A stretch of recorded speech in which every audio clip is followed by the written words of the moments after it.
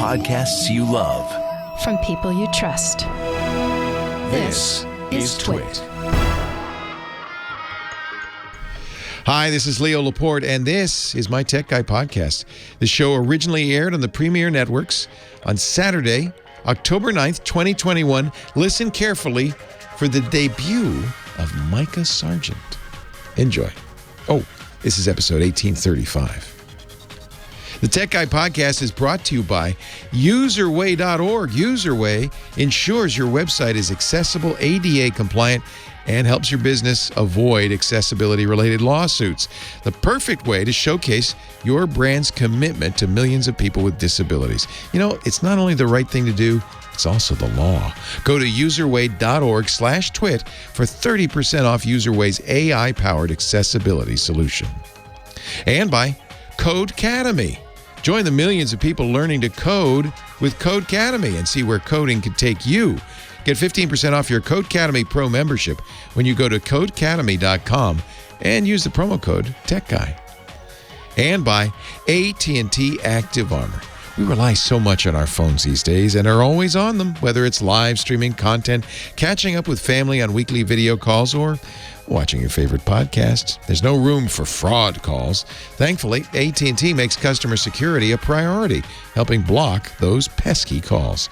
It's not complicated.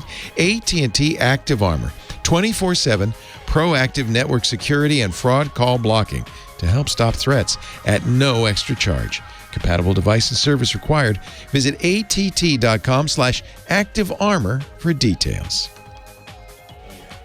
Well, hey, how are you today? Leo Laporte here, the Tech Guy.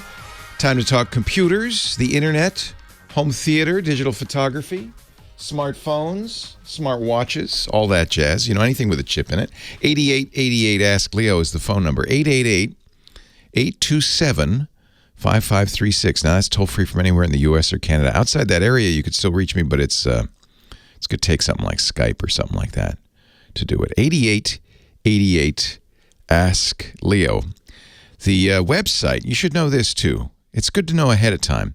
The website is techguylabs.com. Why do I say that? Because everything you hear on the show goes there in textual format, thanks to our scribe, James Ruvo, who writes it all down. And then it also will go up there after the fact as audio and video. So if you hear something, you don't have to rush and write it down. I know you're busy. You got your life. No reason for you to write it down. We'll write it down for you, and you can find it all there. And here's the best part. Of course, it's free. I'm not going to charge you for that. So it's kind of like we call them show notes in the podcasting trade. The show notes are at techguylabs.com, and it's like the old days of websites where you wander in, say, "Hello, I'm here for the show notes." Why, they're right over there. 8888 Ask Leo, techguylabs.com. I guess that's all the mechanics.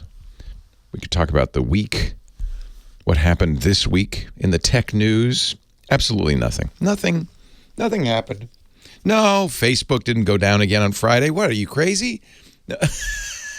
No, there wasn't a whistleblower testified in front of Congress saying Facebook is more interested in profits than people. No, that didn't happen. No, Facebook didn't smear her saying, I love Facebook's response. The whistleblower, Frances Haugen, had worked there for a couple of years, specifically I don't think she came in as a spy, but I think specifically she was there to see if she could help Facebook be less, a better citizen of the world, less problematic. What she found so dismayed her that she started saving documents, saved a lot of documents, and then became a whistleblower, a federal whistleblower, official, legally protected whistleblower. First sent the documents to the the Wall Street Journal, who did a whole couple of weeks of the Facebook files. We talked about this last week. Testified in front of Congress on Tuesday. Facebook's response, as Elizabeth Lopatto in The Verge wrote, Facebook ran the coward's playbook to smear the whistleblower. Facebook's response, and you got to do this in a voice. Today, a Senate subcommittee held a hearing with a former product manager at Facebook. They wouldn't even name her. who worked for the company for less than 2 years, had no direct reports, never attended a decision point meeting with C-level executives, and testified more than 6 times to not working on the subject matter in question. So who are you going to believe? Us or your lying eyes? And then, of course, Facebook did a lot of hand-waving saying, pay no attention to that stuff. But we do want you to make some laws, Congress, that will benefit us in the long run. Make sure nobody else can be a new Facebook. That's all. We just want to, we believe in internet regulation. Sure we do. Actually, there was a tweet almost immediately following Facebook's statement. Guy who once was her boss's boss said, well, I was there for over 6 years, had numerous direct reports, led many decision meetings with C-level executives, and I find the perspectives shared on the need for regulation, research transparency, and oversight to be entirely valid for debate. So there. I don't, this is a really hard problem. I do not think, and I'm sure most of you agree, the government should suddenly tell Facebook how to run their business, because that's probably not going to work out for anybody. Because Congress has all these agendas they want to run, and they're different, but they all agree that we don't like Facebook and blah, blah, blah. There is a problem, though. There's a problem, and it's not just Facebook. It's a problem with YouTube. It's a problem with all this, any social media that uses a computer to decide what you see. This is my opinion. Just my opinion. But what do you think? When Facebook first came along, the promise was, hey, you put your stuff on here, your pictures, your happy stories, your birthday parties. You follow your friends and family, maybe your high school classmates, and they'll put their stuff, and then we'll all see each other's stuff. It'll be great. And we'll all connect. It'll be great. And it was like that originally. But they realized, people are not spending enough time on Facebook. We want them to spend more. We want them to spend quality time with us hours a day. How can we do that? In the business, the term they use sometimes is engagement. I like the word stickiness better because it's kind of gross. The idea is Facebook's sticky. You can't stop. You know that feeling, right? Same with Twitter, same with YouTube, same with Facebook. It's really the same with TikTok, by the way. The up-and-comer, the one Facebook's really worried about. That's who they want to regulate, incidentally. Is you can't stop. In fact, TikTok has this thing is if you watch too much, like if you've been hours, a guy comes on and says, hey, take a break, go to the bathroom, have a drink, eat something. You've been watching this for a long time. It's that sticky. It's so sticky that they feel like maybe we better proactively kind of tell people, okay, take a break now, because, this could be bad for your health. See, here's the thing. We know how to make stuff sticky. We know this going back to video games. There was a game called World of Warcraft. People would die because they would play it so long they would forget to go to the bathroom. And there was a kid in Asia that literally died because he couldn't stop playing World of Warcraft. That's a little too sticky, right? That's real engagement. And the way they figured it out, it's this kind of virtuous circle where they make it. In the case of World of Warcraft, I don't know if you've ever played it, but you join other people, real people in real life, to go on raids in caves and dungeons and stuff. And as you go on the raid, you kill the bad guys and you get loot. Not real stuff, but nice armor, a fancy wristwatch. I don't know. You get stuff. They call them loot drops. And then everybody on the raid gets it and you leave. What World of Warcraft started to observe is which loot drops kept people coming back for more. Just like Vegas does this, right? How many times does that slot machine have to pay off to get people to play it all day and all night? Vegas is very good at this. They invented it. Well, with computers, you can really do that because you know exactly what people are doing on your site or in your game. So World of Warcraft tuned their loot drops to be maximally sticky, maximally engaging, and it worked. People would spend 10 hours a day playing that game. And everybody looked at that and said, oh, this is good. So YouTube does that with their recommendations. And Facebook does that with the way they tune the news feed. Notice there is a switch in the news feed to go chronological where you only see things in order. They're still sticking stuff in there, by the way, but at least they're not reordering it even. Here's the thing on Facebook. I could follow I'm not on Facebook for this reason. I could follow my mom and my sister and my cousins and my high school sweetheart. I could follow them all, but I will not see every one of their posts, and I may not see them in order. And interspersed with those will be other stuff, news stories, group invitations, suggestions. Here's something we thought you might be interested in. Now, I would submit that when you joined Facebook, you thought, well, I want to see my mom's post and my cousin's post, my sisters and my brothers. That's what I'm there for. But Facebook realized you're not spending enough time looking at that. In fact, you can get through that pretty quickly. Let's put some other stuff in there, keep you watching. And maybe put some stuff that we notice keeps you engaged. And this is where the computer, they call them algorithms, really kick in. And they're very effective. By noticing, oh, he spent 22 seconds on that story and only 16 on that. Let's do more of the first. And it's a very effective system look at TikTok is very good at this. TikTok you can mess with. If you say, I want to see more cooking videos, stop watching anything but cooking videos. Pretty soon, that's all that you'll see on TikTok. It's really effective. And I know this because my son does cooking videos on TikTok. And even though I'm following him, I never see his videos. I said, Hank, how come I never see your videos? He said, the algorithm, Dad. He said it just like that. The algorithm, Dad. I don't see his videos because TikTok says you're not going to stick around long enough watching his videos, even though I follow him. And it's the same thing on Facebook. Follow who you want. Doesn't matter. We got a better idea. And that's where Facebook gets in trouble. That's where YouTube gets in trouble. TikTok will get in trouble. All of these companies, it's the algorithm. And now this, I think, would be an appropriate place for regulation. And you know what, Facebook? Let's do self-regulation.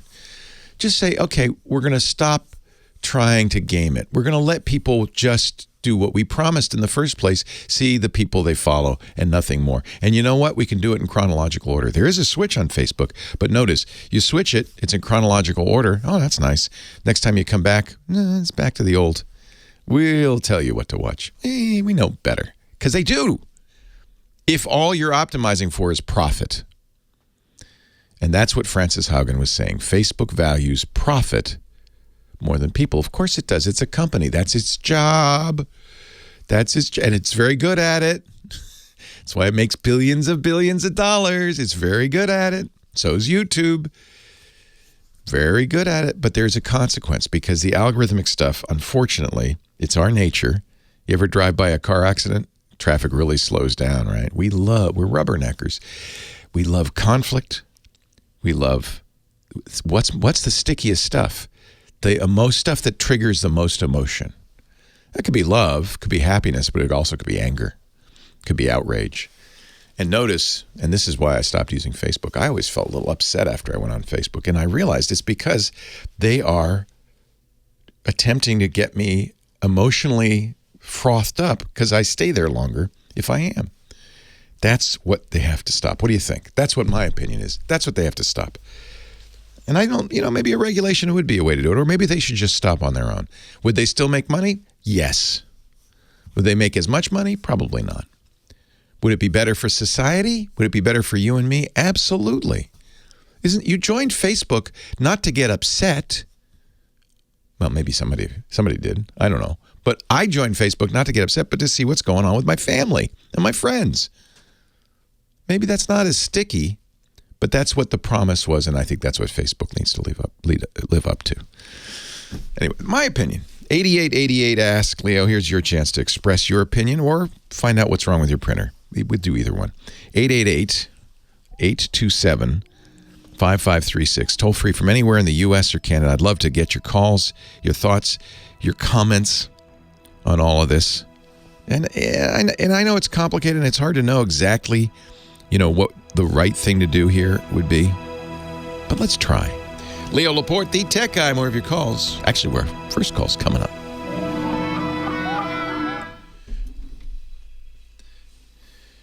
So in the that music they're playing, there's a dump, and so it's 10 seconds into it. So once you hear the music, you got about 10 seconds, and then the dump.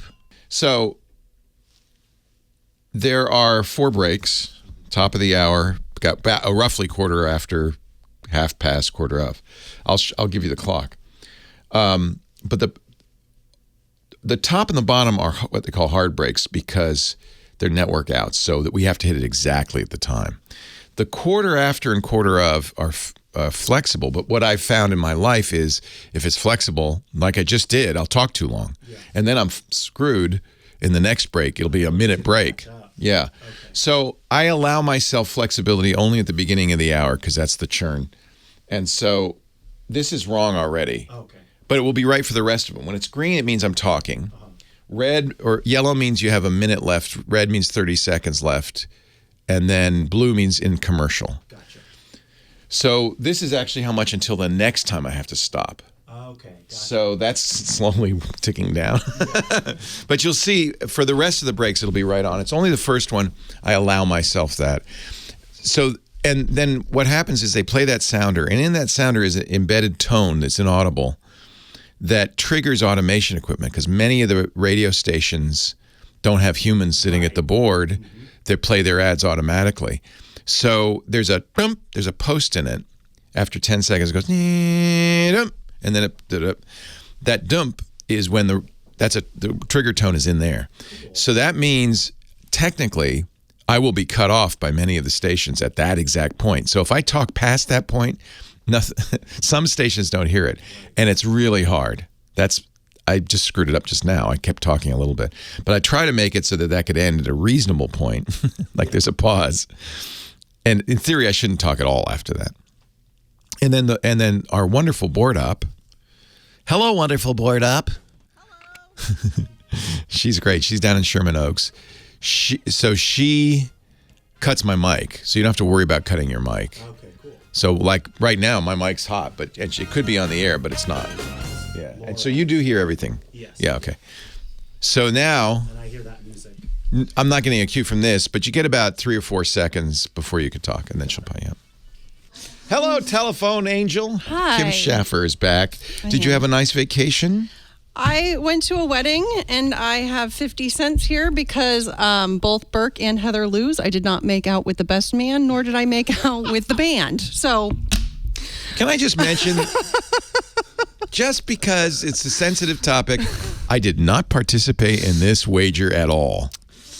Well, I am happy to be 50 cents and I richer. have no idea who Burke and John are. In fact, I don't think I've ever met this woman. I don't know who you are. Burke and Heather. I don't know who they are. I have no knowledge of this betting going on under my roof. Yeah, that was fun. Why didn't you make out with the best man, if I might ask? He was married. Well, that's a good reason. Well, one was married and one was gay. So the options, and then there was no band. There was a DJ. Wait a minute. So I'm just curious, but had one not been married, one been straight, or their band had a band?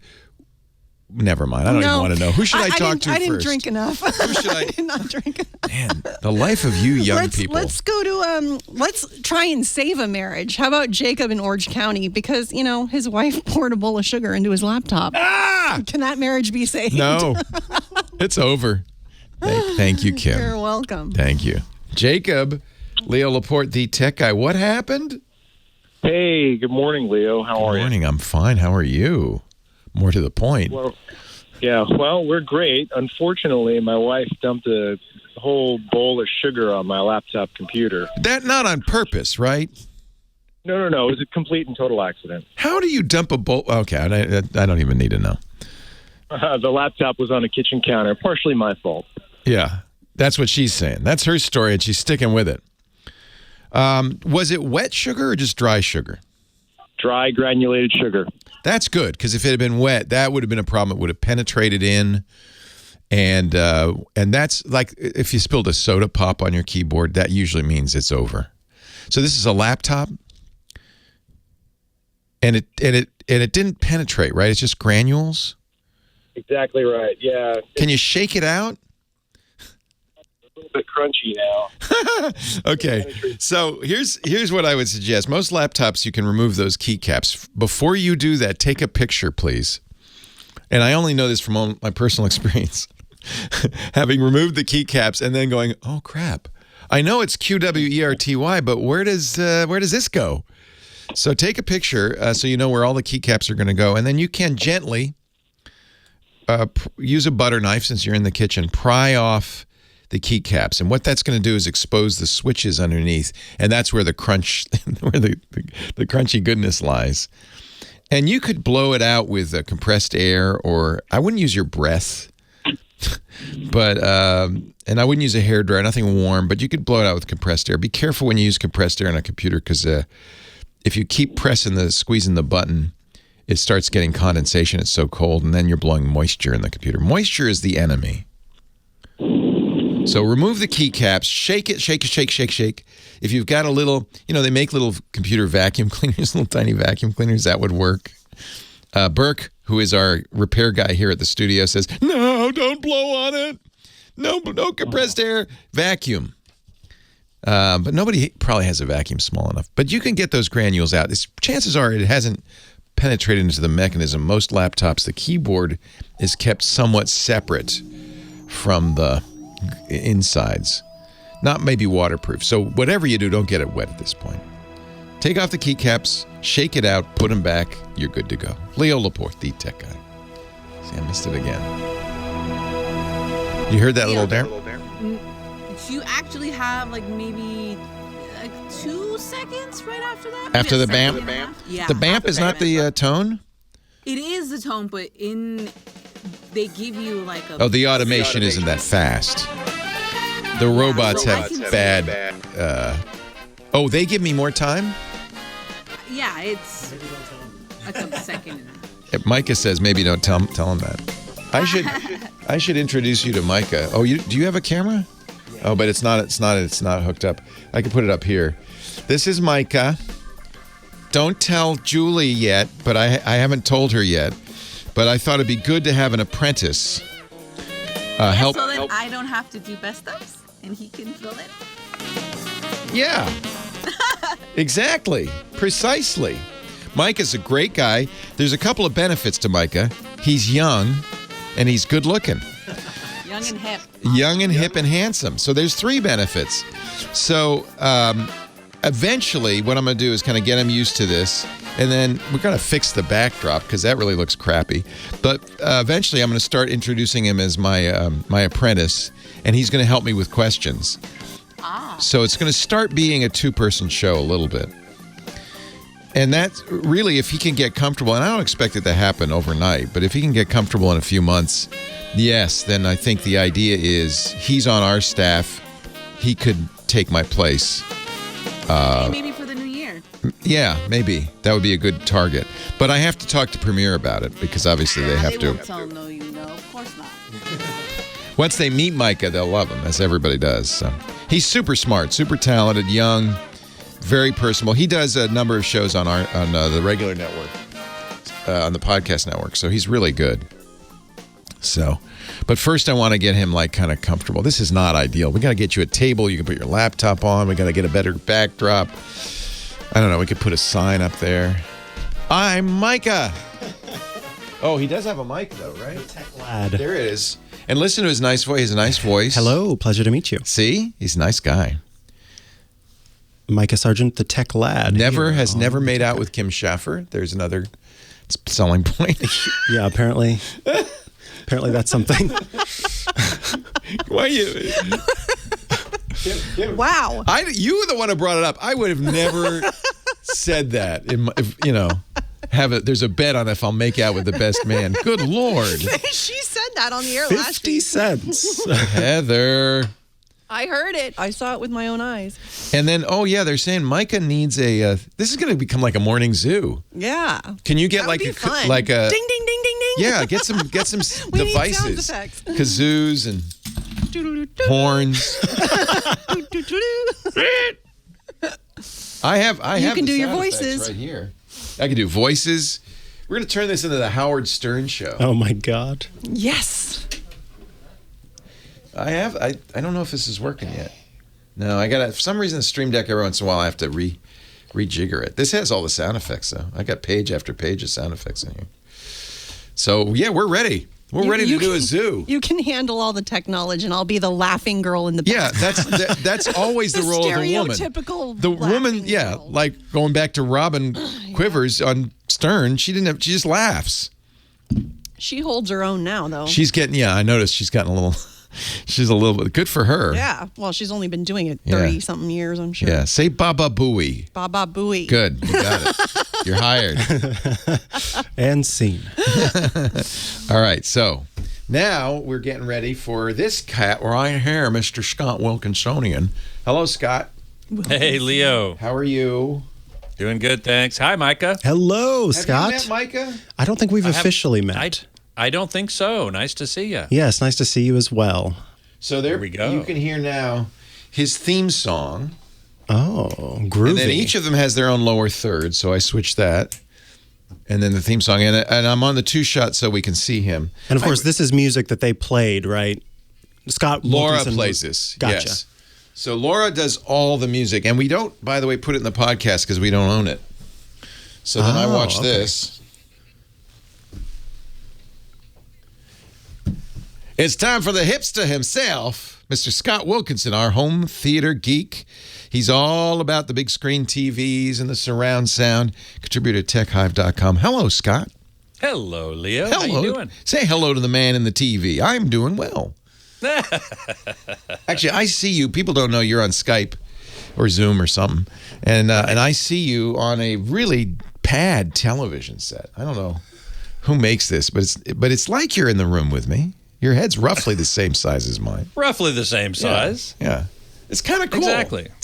We've been doing this because when I started doing the podcast 16 years ago, most of the hosts, people like you, weren't in town with me. So we always use Zoom or Skype or something. So we're used to it. Now everybody does it. Yeah. It's the thing. You watch CNN. William Shatner is zooming in. Now, will he zoom in when he's in space? I don't know. He's only up there for 3 minutes. You don't have a whole lot. I know. It might take you that long. You're on mute, Bill. Bill, on mute. By the time, he's already down. He's home. Never mind. Yeah, right. When does he go up? That's soon, right? It's like next week, I think. Yeah. I thought I heard something on like the that. New Shepard on Jeff Bezos's mini rocket. That is October pretty cool. 12th he goes up, so it's 3 days. I got to say, that is pretty cool. Yeah. Hey, how long did you do Star Trek? 2 years? It wasn't very long. 3 years. 3 years. It was canceled. Well, plus the movies. Yeah, and then they brought it back because they thought they canceled it thinking nobody wants this. And then everybody said, wait a minute, that was a good show. What are you doing? So they made movies. Right. Yeah. Yeah, exactly. He was in 6 movies, I think, 6 or 7. Yeah. Oh, and he's 90 years old, and you would never know. He's great. He looks better than you and me. I don't understand how he does it. Yeah, I don't either. So what do you want to talk about today besides going into space? Well, actually, what we were talking about a moment ago, about being physically in the room or appearing to be. Yes. There was a big announcement today that brings that a lot closer to reality. I have no way to talk to him. What was that? It's from a company called Lightfield Labs, and they are in San Jose. Wait a minute. Isn't that the thing that we saw that Google was doing, the light field that made you a 3D object as you're Zooming or Google Meeting? Isn't that the technology? That's what they call it, light field. I'm not sure about that. It is, the technology is called Lightfield. Yeah. And it basically is a technology that creates a 3-dimensional image in front of a screen. It's not glasses-based stereoscopy or auto-stereoscopy where you don't need glasses, but you're still being presented 2 flat images to your 2 eyes. That is not true holography. This is. So when you're... Have you seen it? I haven't, but the next time I'm in San Jose, believe me, I will be going to Lightfield Lab.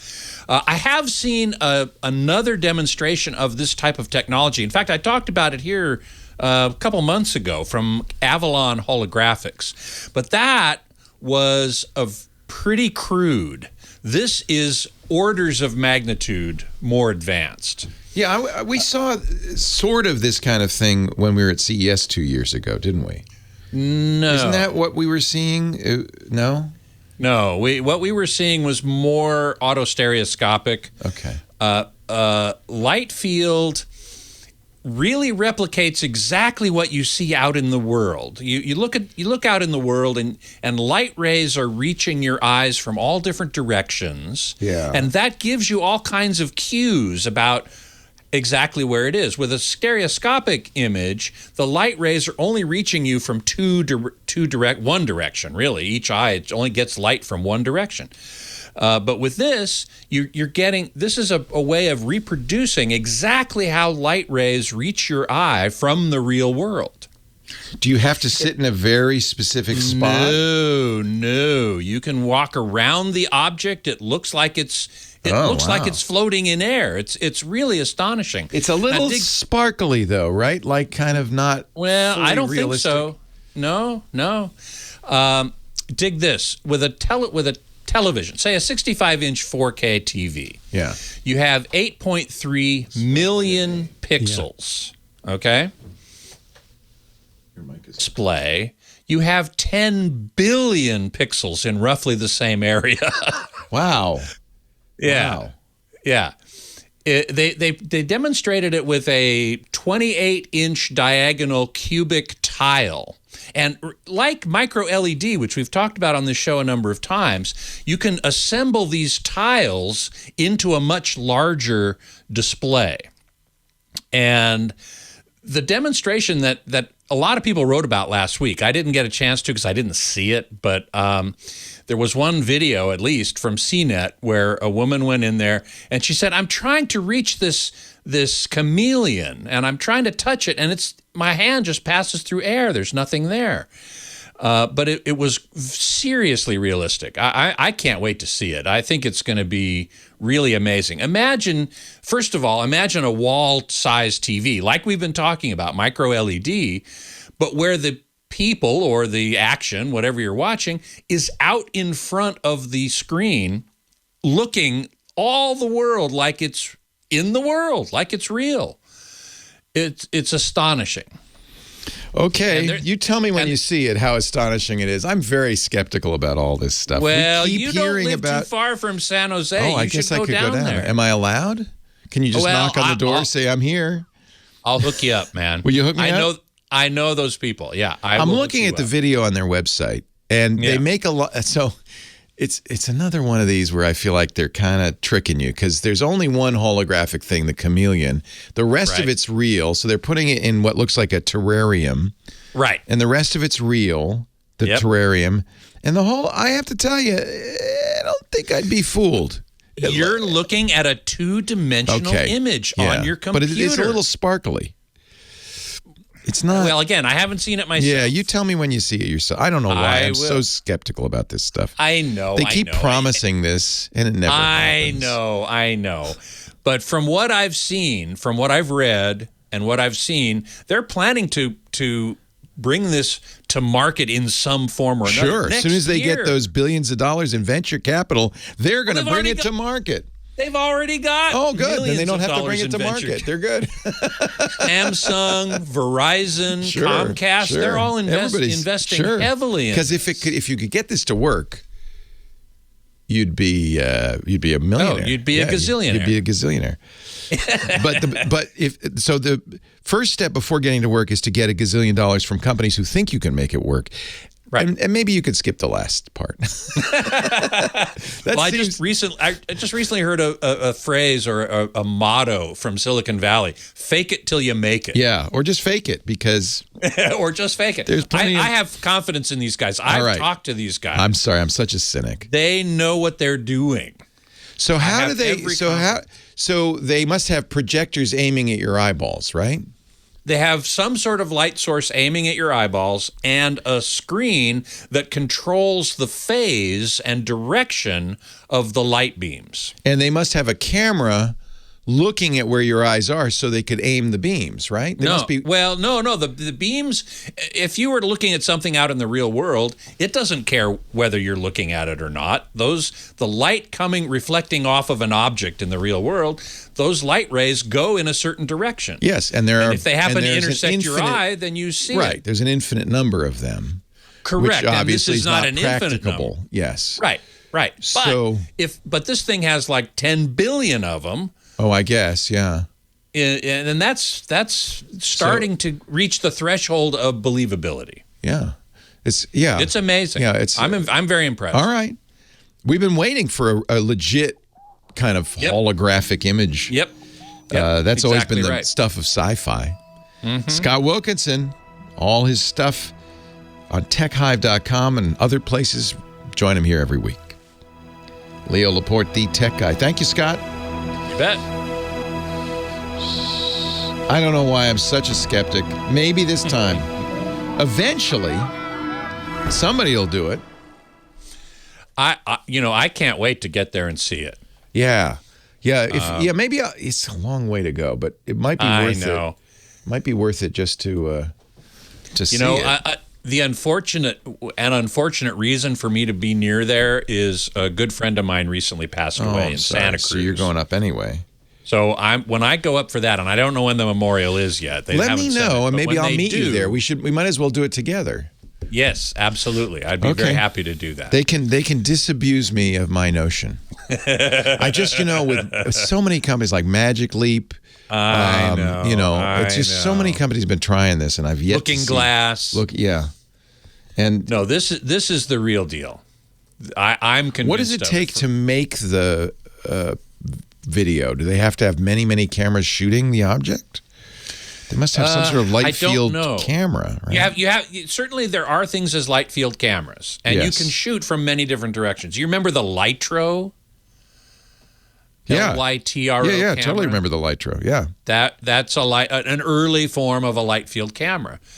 And so you can do that. And it was such a success.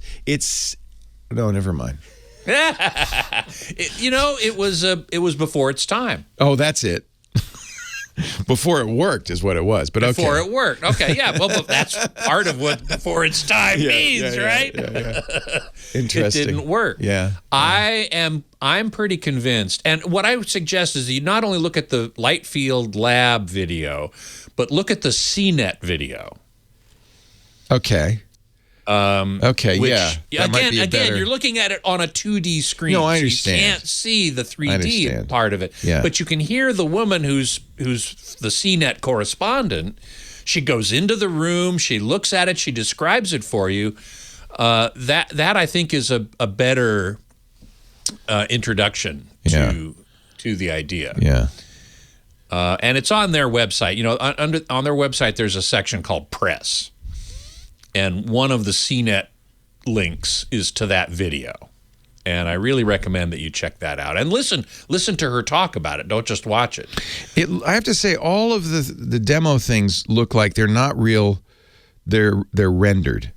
Like they're creating these in a computer, they're CGI, in other words. I don't know about this particular example. I don't know. It could be. And the other thing to keep in mind is this is not headed toward. Well, it's very Princess it's got to be Leia. expensive if you got 2.5 billion I'm sure pixels. It's tremendously expensive. Yeah. I'm sure of that. I mean, the first applications are going to be industrial, corporate. But imagine a table with they have this example on the screen on their website, a table with a motor, and the motor is floating in space above the table, and you can look at it and you can manipulate it and move it around. So for design applications, this is really going to be something. I'm reading Jeffrey Morrison's piece, and even he says, I'll give you the. He says, Silicon Valley is rife with random startups that somehow get capitals. However, Lightfield Labs, a who's who of serious tech. It's already sold out on pre-orders. They're actually building them. History is also rife with companies claiming holography and coming soon holodeck-style tech. Solid Light has some fascinating physics. It could be the breakthrough. That holograms need to be mainstream. We'll see. Hey, you want to stick around for the top? Sure, happy to. Thank you. Our show today, bro, I'm very happy to have this sponsor on with us.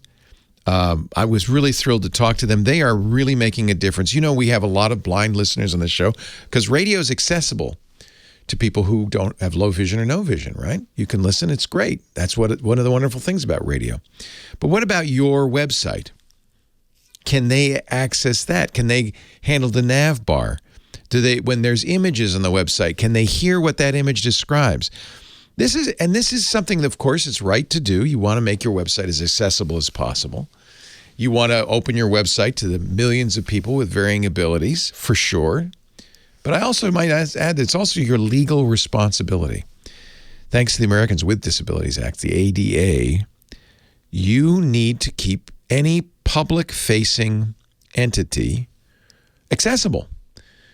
And actually, there's a Supreme Court case. One of the big pizza companies, I think was it Domino's, Round Table?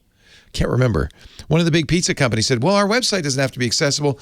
We have a phone number. Court said, no, the website is a public entity. Separate but equal is unconstitutional. It's illegal, and you've got to make your website accessible. So among all the good reasons to do this, there's also the scary one. You want to avoid lawsuits.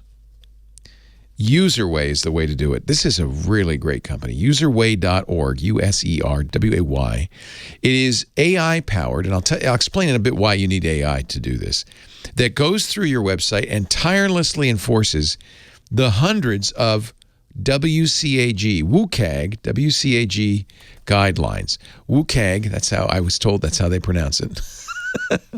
Is the World Wide Web's Web Content Accessibility Guidelines. If you adhere to those guidelines, you're lawsuit proof. You know, you're doing the right thing. You're opening your site to a lot of people, and you don't have to worry about accessibility lawsuits. And how easy is this? One line of JavaScript, and that makes your site accessible. Userway can achieve more than an entire team of developers. I know how hard this is and how challenging it is if you've got a small business, you've got a website. You just go, oh, I can't handle it. It seems so complicated, so overwhelming. But Userway makes it easy, simple, cost-effective. It's very affordable. Check out their free scanning tool. Right now, you can go to their website and see if your site is ADA compliant. Userway works so well, it's used by over 1 million websites, including some of the biggest companies in the world. Coca-Cola uses it, Disney, eBay, FedEx. And now they're making this best-in-class enterprise tool available to small and medium businesses. Millions of people will suddenly have access to your site, will need Userway to purchase your products. Why would you lock them out?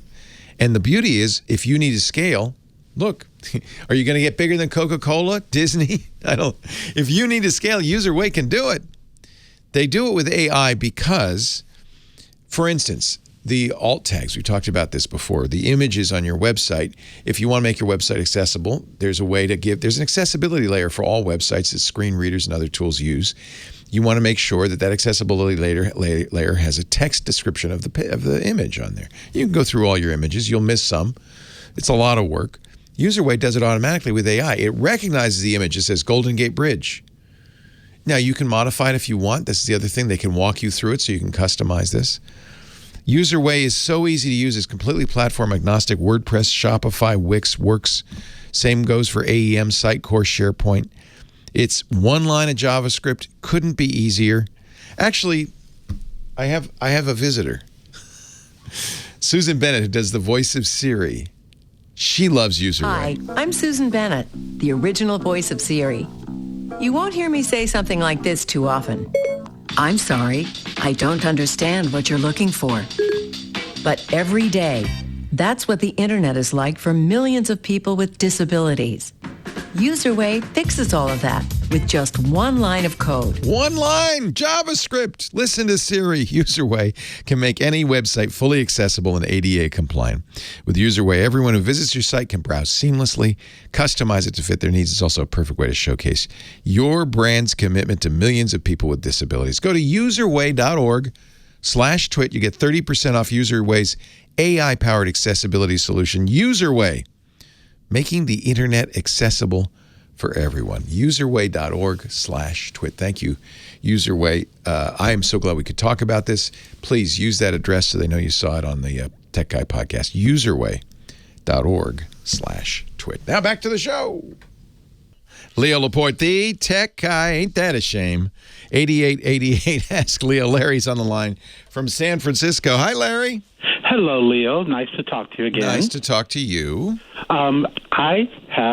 First off, I want to throw out a giant thank you for iDrive, for advertising iDrive and letting me learn about it, because it saved my life last night. Wait a minute. Let me get the iDrive ad all queued up. That's great. Yeah, they're an advertiser. So good. What happened?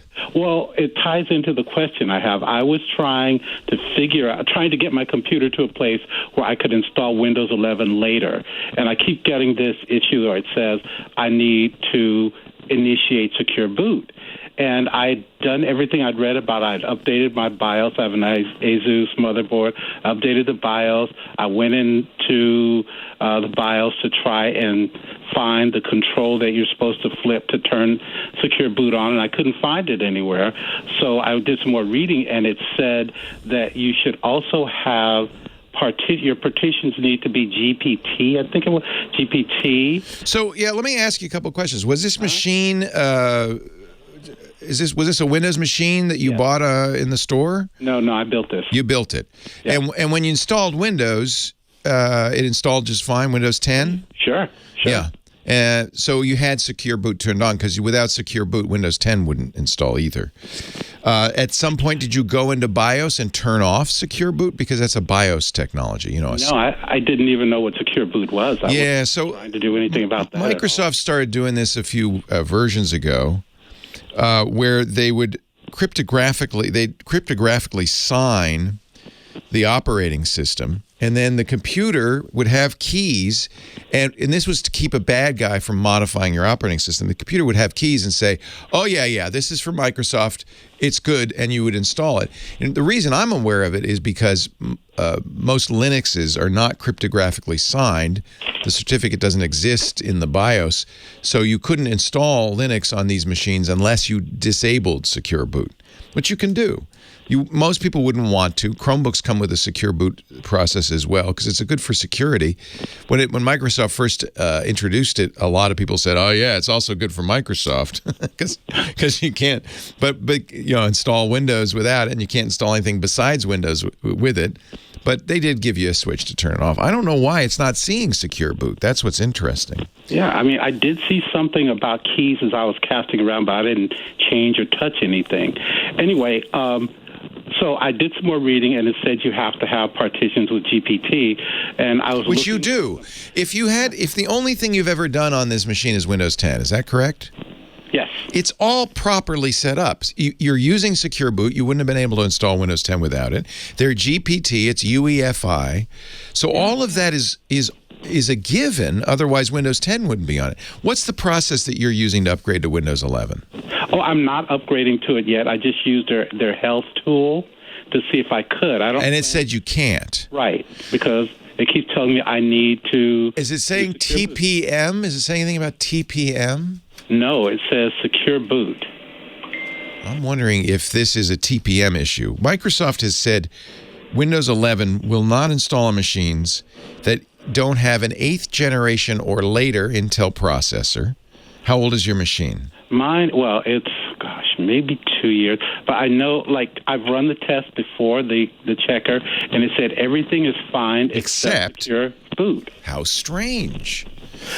You need a TPM 2.0 support. That can be either in hardware or software. It's usually in hardware. It's an Intel thing that comes with the machine.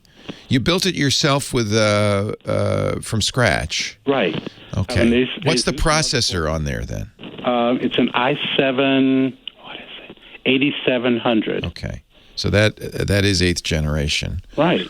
So, but so I went looking around for programs because I read that you'd have to have somewhere said you have to have GPT instead of MBR. Yeah, but you wouldn't have MBR unless you, for some reason, maybe it's because it's a home-built computer. Yeah, it's home-built, and I have Windows 10 because I've upgraded. Like, I've had this... I've upgraded to Windows 10 from... All right. So it's possible that when you formatted the drives way back when you built this, for some reason you formatted them MBR, which is Master Boot Record. It's the old way of booting computers. We haven't done that in some time. GPT is the modern way of doing it. In order to make this work, you'd probably have to reinstall Windows 10 from scratch, like... I think, back up the drive. In fact, probably this is what's going to happen. Forget the compatibility checker. I think it's giving you bogus information. It's possible you don't have Secure Boot turned on since you built it yourself. But to do that, you go into the BIOS settings. There's this, look at the security settings. Right. And it should say Secure Boot. Legacy mode should be turned off. Okay. And then, do you have a lot of stuff on this computer you don't want to lose? Yes. Right. Well, that's where iDrive comes. iDrive is going to save your booty, yeah, because that's... Yes. But you got to make sure iDrive has completed before you assume you've got a full backup. You can back up locally, too, which is probably a better idea. Well, that's what I was coming to, how iDrive saved me, because I found a program that claims to change MBR partitions to GPT. Oh, my goodness. So I ran it, and it looked like everything was fine. What could possibly go wrong? Well, in my defense, it was midnight when I was doing this. Oh, it always is. Believe me. It's normal, completely. I know nothing good happens when you No. midnight. So I went back into BIOS to see if I could, some switch had been flipped somewhere. Everything looked the same. So I go back to reboot to Windows, and it won't boot. I'm like, oh my! Then I remembered MBR means Master Boot Record. That's right. You've changed it. You probably wiped your Master Boot Record. Yes. That's what I figured. I tried, booting from a Windows USB key to see if it could repair itself. And all this just to install Windows 11. No, and I wasn't going to install Windows 11. I just wanted to be ready to. Yes. Once it had worked its bugs out and everything. But luckily, I have I cloned my drive through iDrive onto, I have, the cloud backup, and I also keep a clone on a Smart external man. drive. That's one of the nice things about iDrive. It does both, and it's good to do both. You should have both. Yeah. So last night I just plugged in the little program to run iDrive and plugged in my backup and let it run overnight, and I'm halfway back. Thank heaven. Oh, hallelujah.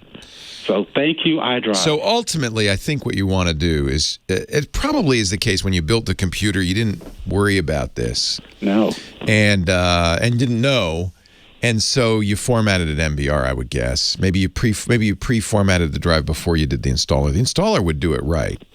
So I think probably the easiest thing to do is wait till Windows 11 comes out. At that point, I mean, it is out, but wait till it's offered to you, I guess is what I should say. It came out on the 5th, but very few people actually got offered Windows 11. So once it's saying, and in order to see this, you'd have to go to update, and it says, hey, look, you can get Windows 11. See if it ever says that, and if it does, let it go, and it might do it all anyway. If it never offers it to you, and I think it's just, Microsoft has said that pretty much everybody will get it by early next year, whatever that means, first quarter next year. If you still don't, if you really want it, and by the way, no reason to really want it. It's mostly a cosmetic update. Maybe by early next year, things like the Android store will be in there and some updates that make a difference. But right now, it's just fresh paint on the old Windows 10.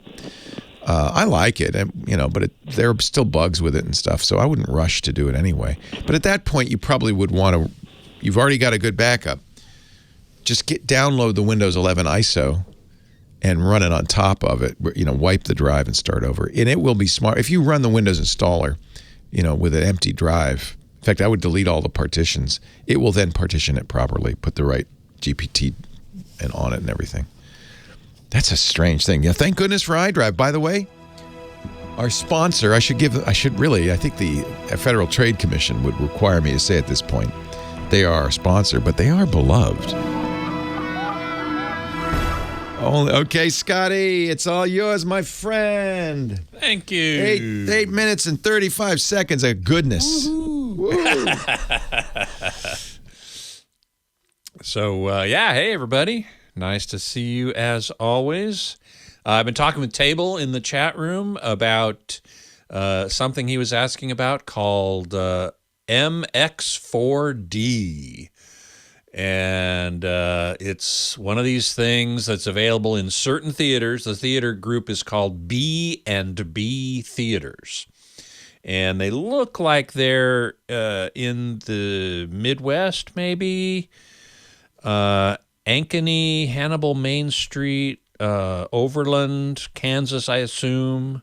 Shawnee, Topeka, Kansas, Tulsa, looks like. And what it is motion-activated seats. So you're watching the movie, and if you're in an airplane in the movie and you're flying around, your seat is going to move around. Or if there's a big explosion, your seat's going to rumble and jump around. And I hate that. That is just, it makes me sick.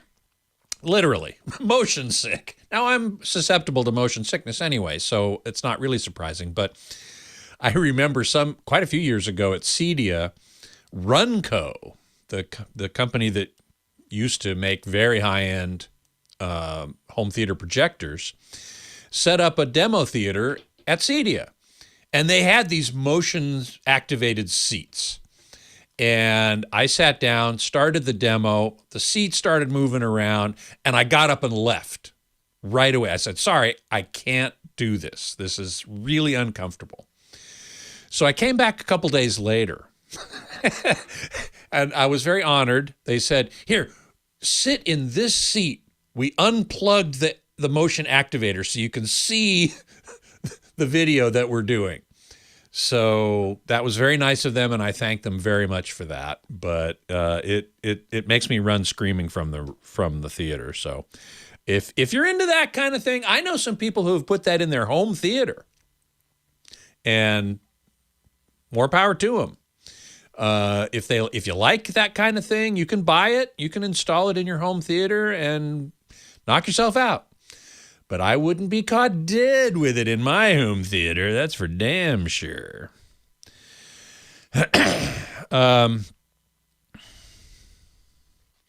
Let's see. Red Winthrop was asking about a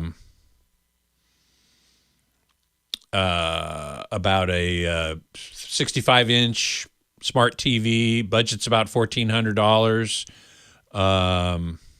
Don't have cable, just all the major streaming services. Well, in that case, I would, if you have $1,400, let's see, am I correct that the 65-inch LG C1 is now in the $1,200 range? Let me look that up. LG C65 C1. If so, that would be the TV I would recommend. Whoops. Damn typing fingers. LG 65 C1. Oh, no, we're in the $1,800 range. $1,500 at, like $1,800 range. $1,600 at Sam's Club. So if you can stretch your budget that far, and that's only a couple $100 more than what you said your budget is. If you can do that, that is my first recommendation for a 65-inch. Now, if you wait till Black Friday, you'll probably get it down into that range. I'm going to be doing my Black Friday research here relatively soon because it's coming right up. Anyway, Phoenix Warp 1 is asking, despite my not liking Foundation, are you going to go see Dune? And the answer is yes. I'm actually going to go see it in an IMAX theater. I am hesitant to do that, But I know the projectionist at the TCL Chinese Theater, which has a big IMAX laser theater in it. And I looked up Dune technical specs and found out that it does change aspect ratio if you're in an IMAX theater. And so I figure, okay, that's probably what the director intended. I'm sure it's what the director intended. So I should see it that way. I should see it really the best way the director intended. And because it's such a spectacle, I think this is a case where seeing it in a theater is going to be much better. So I'm going on opening day, and I will talk about it. That's Friday, October 22nd. I will talk about it the next day on this show. And I'm going down to the IMAX TCL, the first show of the day, 11:40 in the morning. Hopefully it won't be quite as crowded, although I bet you it probably will. So anyway, I am going to go see it in the theater, wear my mask the whole time. I will have had my booster shot by then. I'm getting that next week. You're getting a booster, you lucky guy? Yeah. You were Pfizer.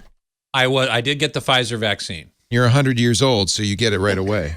No, just teasing you. I just miss it, but I got Moderna, so I got. So you don't. I get the king of vaccines. Yes. You did get the king of vaccines. Unknowingly. Lisa got Pfizer, but she's too young to get the booster. Well, she's going to beg I'm for over it. 65. So she's going to beg for it before we go to Mexico. Yeah. When are you going to Mexico? October 27th, two weeks from Wednesday.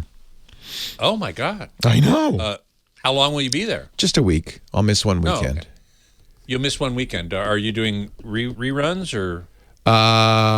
We're doing reruns, right, Laura? That's what I understand. Show. Unless Mikah wants to do it, we're doing reruns. Channel 7. Leo Laporte, the tech guy. Mikah says too soon. No. Yeah, see, poor Laura has to make a show out of old tidbits lying around, unless you hear. So you don't. You can skip that week. It's the week of Halloween, October 30th. The week of Halloween. You don't have to do. Okay, but the Saturday at the 23rd, I will be talking about Dune at IMAX. Oh, you're going to see Dune, huh? I am. Mm-hmm. Well, so what did you think? Is Foundation getting better? I did watch the third episode. I kind of like it. You know what I really like is the Emperors. I really enjoy them. I do too. Yes, that's a really cool idea. Yeah, it's not part of the original series. If you let go of the fact that it's not like it's only really references just a little bit like the there's Harry Seldon. Books. They never explained it. I don't want any spoilers, but I won't. But at the end of the second episode, something dramatic happens. Mm-hmm. Which they have yet to explain. That's right. Right? That's right. They don't explain. Right. We don't know what happened. Yeah. We don't know why it happened. In the book, there's no it's just this happened. Oh, there's no explanation in the book either. No. Oh. But after Harry Seldon, the next part of the book is 50 years later. Yeah, and they're already in that in the TV show. Yeah, exactly. Yeah, they've jumped ahead. No, but that surprising event is unexplained, and I'm bummed about that. I want to know why. Why? We have to just imagine why. I think when we were talking about this, because the conversation at lunch is a clue, right? Remember that conversation? Harry's testing him about his memory. Yes. That's a clue, but I don't know what it means. All right, thank you, Scott. Have a great week. Well, hey. It's me. Yeah, I'm a little surprised too. The tech guy, that's me, Leo Laporte. This is the show where we talk about computers, the internet, home theater, digital photography. We answer your questions about anything with a chip in it. 8888 Ask Leo is the phone number, 888-827-5536. Toll free from anywhere in the U.S. or Canada. Outside that area, you could still reach us, but you have to use Skype or something like that to call. 8888 Ask Leo. Website, techguylabs.com. I mentioned that so you don't have to feel like you have to write anything down if you hear something. Or you're upset. If you're yelling at the radio, no need. Don't let your blood pressure calm down. Just go to the website and you can yell at me on the website.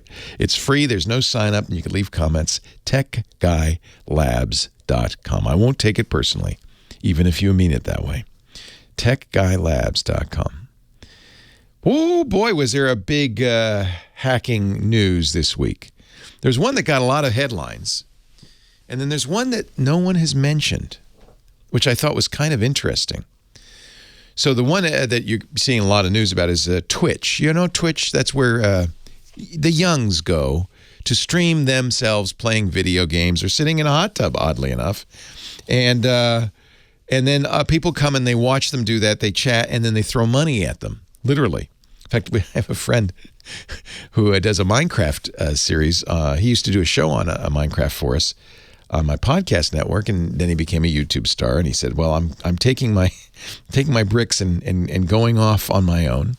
And I gave him my blessing, and he's started doing it on YouTube. But then he went to Twitch, and he started making a lot of money because people would sit there and chat and kind of tip him. They'd kind of tip him, and now Twitch has added subscriptions. So Twitch is it's a platform where you can go and watch people play games, basically. It's done very well. Purchased by Amazon a couple of years ago.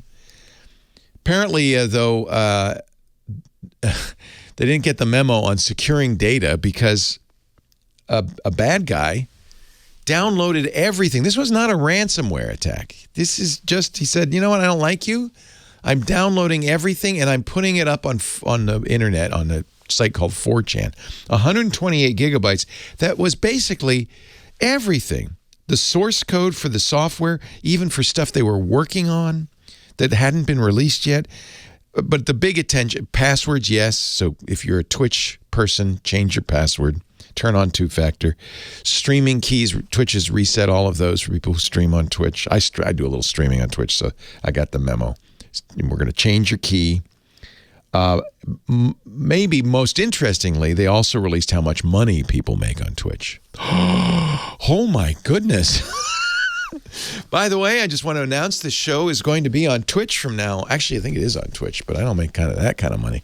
The top earner on Twitch, they released the amount of money given to these people from August 2019 through September 2021, the time of the breach. $10 million over that 2-year period. $10 million. Now, Twitch takes half of it. So they got they only got $5 million. And it doesn't reflect all the money they get from sponsorships, and there's lots of other things endorsements they can do. I liked it, though, because the number one earner on Twitch, you would think, it's probably somebody playing, League of Legends or some really popular game. No, they're playing Dungeons and Dragons. Critical Role was the name. And it's it's kind of much more like a traditional bunch of guys getting together. It's almost like a radio show, like a morning radio show. Bunch of guys wisecrack while they play Dungeons and Dragons. That's the top earner. I love it. That's why Twitch is kind of interesting to me. It doesn't. It's not what you think it is.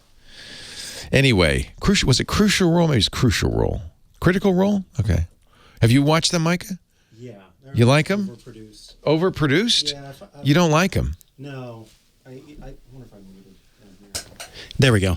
Yeah, I feel it's a little overproduced for me. So the characters have voices, they act, they really get into the role. Oh, and for that's some cool. people, that's really well liked. So it's like a show. Yes, it's more of a show than it is kind of what I'm used to when I'm watching D&D shows, where it's some friends getting together and doing it. And there's a little bit of role playing. This is incredible. I mean, they should be making money. They're putting effort into it. They spend a lot of money. It's like a radio show. Yeah, if you watched, the sets that they set up and so they're spending the money they make. Yeah, and they set up those little, diorama things where you've got all the different characters on the board. I should, by the way, I just turned your mic on and I should introduce, this is my good friend Mikah Sargent. He's been working for us for some time. Well-known journalist in the tech industry. And I think we're gonna kind of introduce more of Mikah into the show because he'll be our weatherman. You want to do the internet weather report? I like that, the internet weather report. Micah's sitting in with me today, so it's nice to have somebody one of the youths. He's a Ute. Cloudy. You're under 30, right? I am under 30. You're a millennial then, or no? Yes, I'm a young millennial. Yeah. You're young for a millennial. Yeah. That's so weird. Yeah. I'm on the What's tail the next end of thing? Gen Z? Yes, although now they're thinking about calling them pandemials because they've grown up in a survived pandemic. the pandemic. Yeah. I don't think you're a pandemic. No. I'm just on the You're tail a young end. millennial. Yep. They say that the cutoff is Mark Zuckerberg's birthday. Believe it or not, he's like 35 or 36. Okay, I disagree.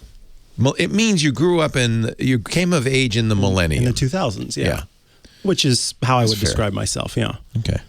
But there's always been a Facebook in your life. Then, I remember in high school learning about when it Facebook. happened. Yeah, yeah, and getting on the platform. Back whenever you mentioned, that's when you shared. It was just with sharing your family. stuff. You kept up with your high school, and my kids still use it that way. They're roughly your age. The kids they went to college with, they still follow.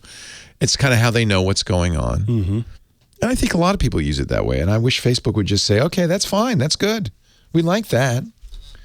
Anyway, I thought I'd introduce Mikah. Say hello, Mikah. Hello, everyone.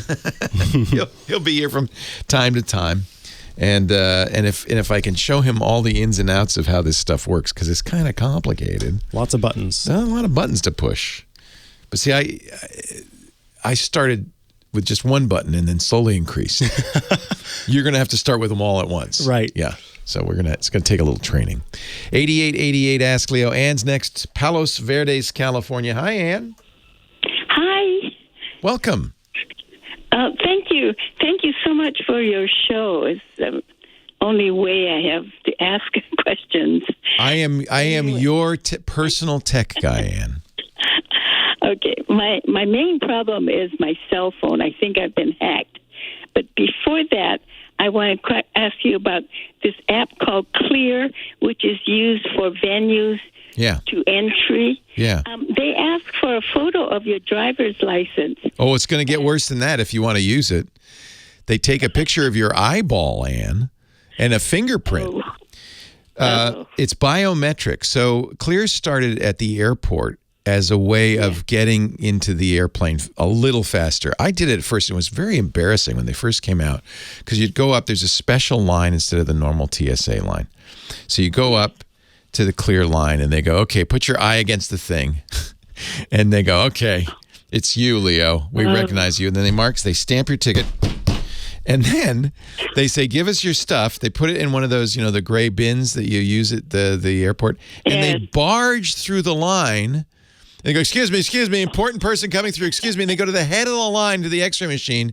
It was so humiliating, I never did it again. People are looking at you like, who are you, dude? Get out of here. Yeah. So once the pandemic hit, then Clear said, we got to find another business. So they actually, they do the same thing for concert venues and stuff like that. Yeah. Now, I'm worried about having my driver's license. I wouldn't worry about your driver's license as much as your eyeball. You're never going to change your iris. You can't.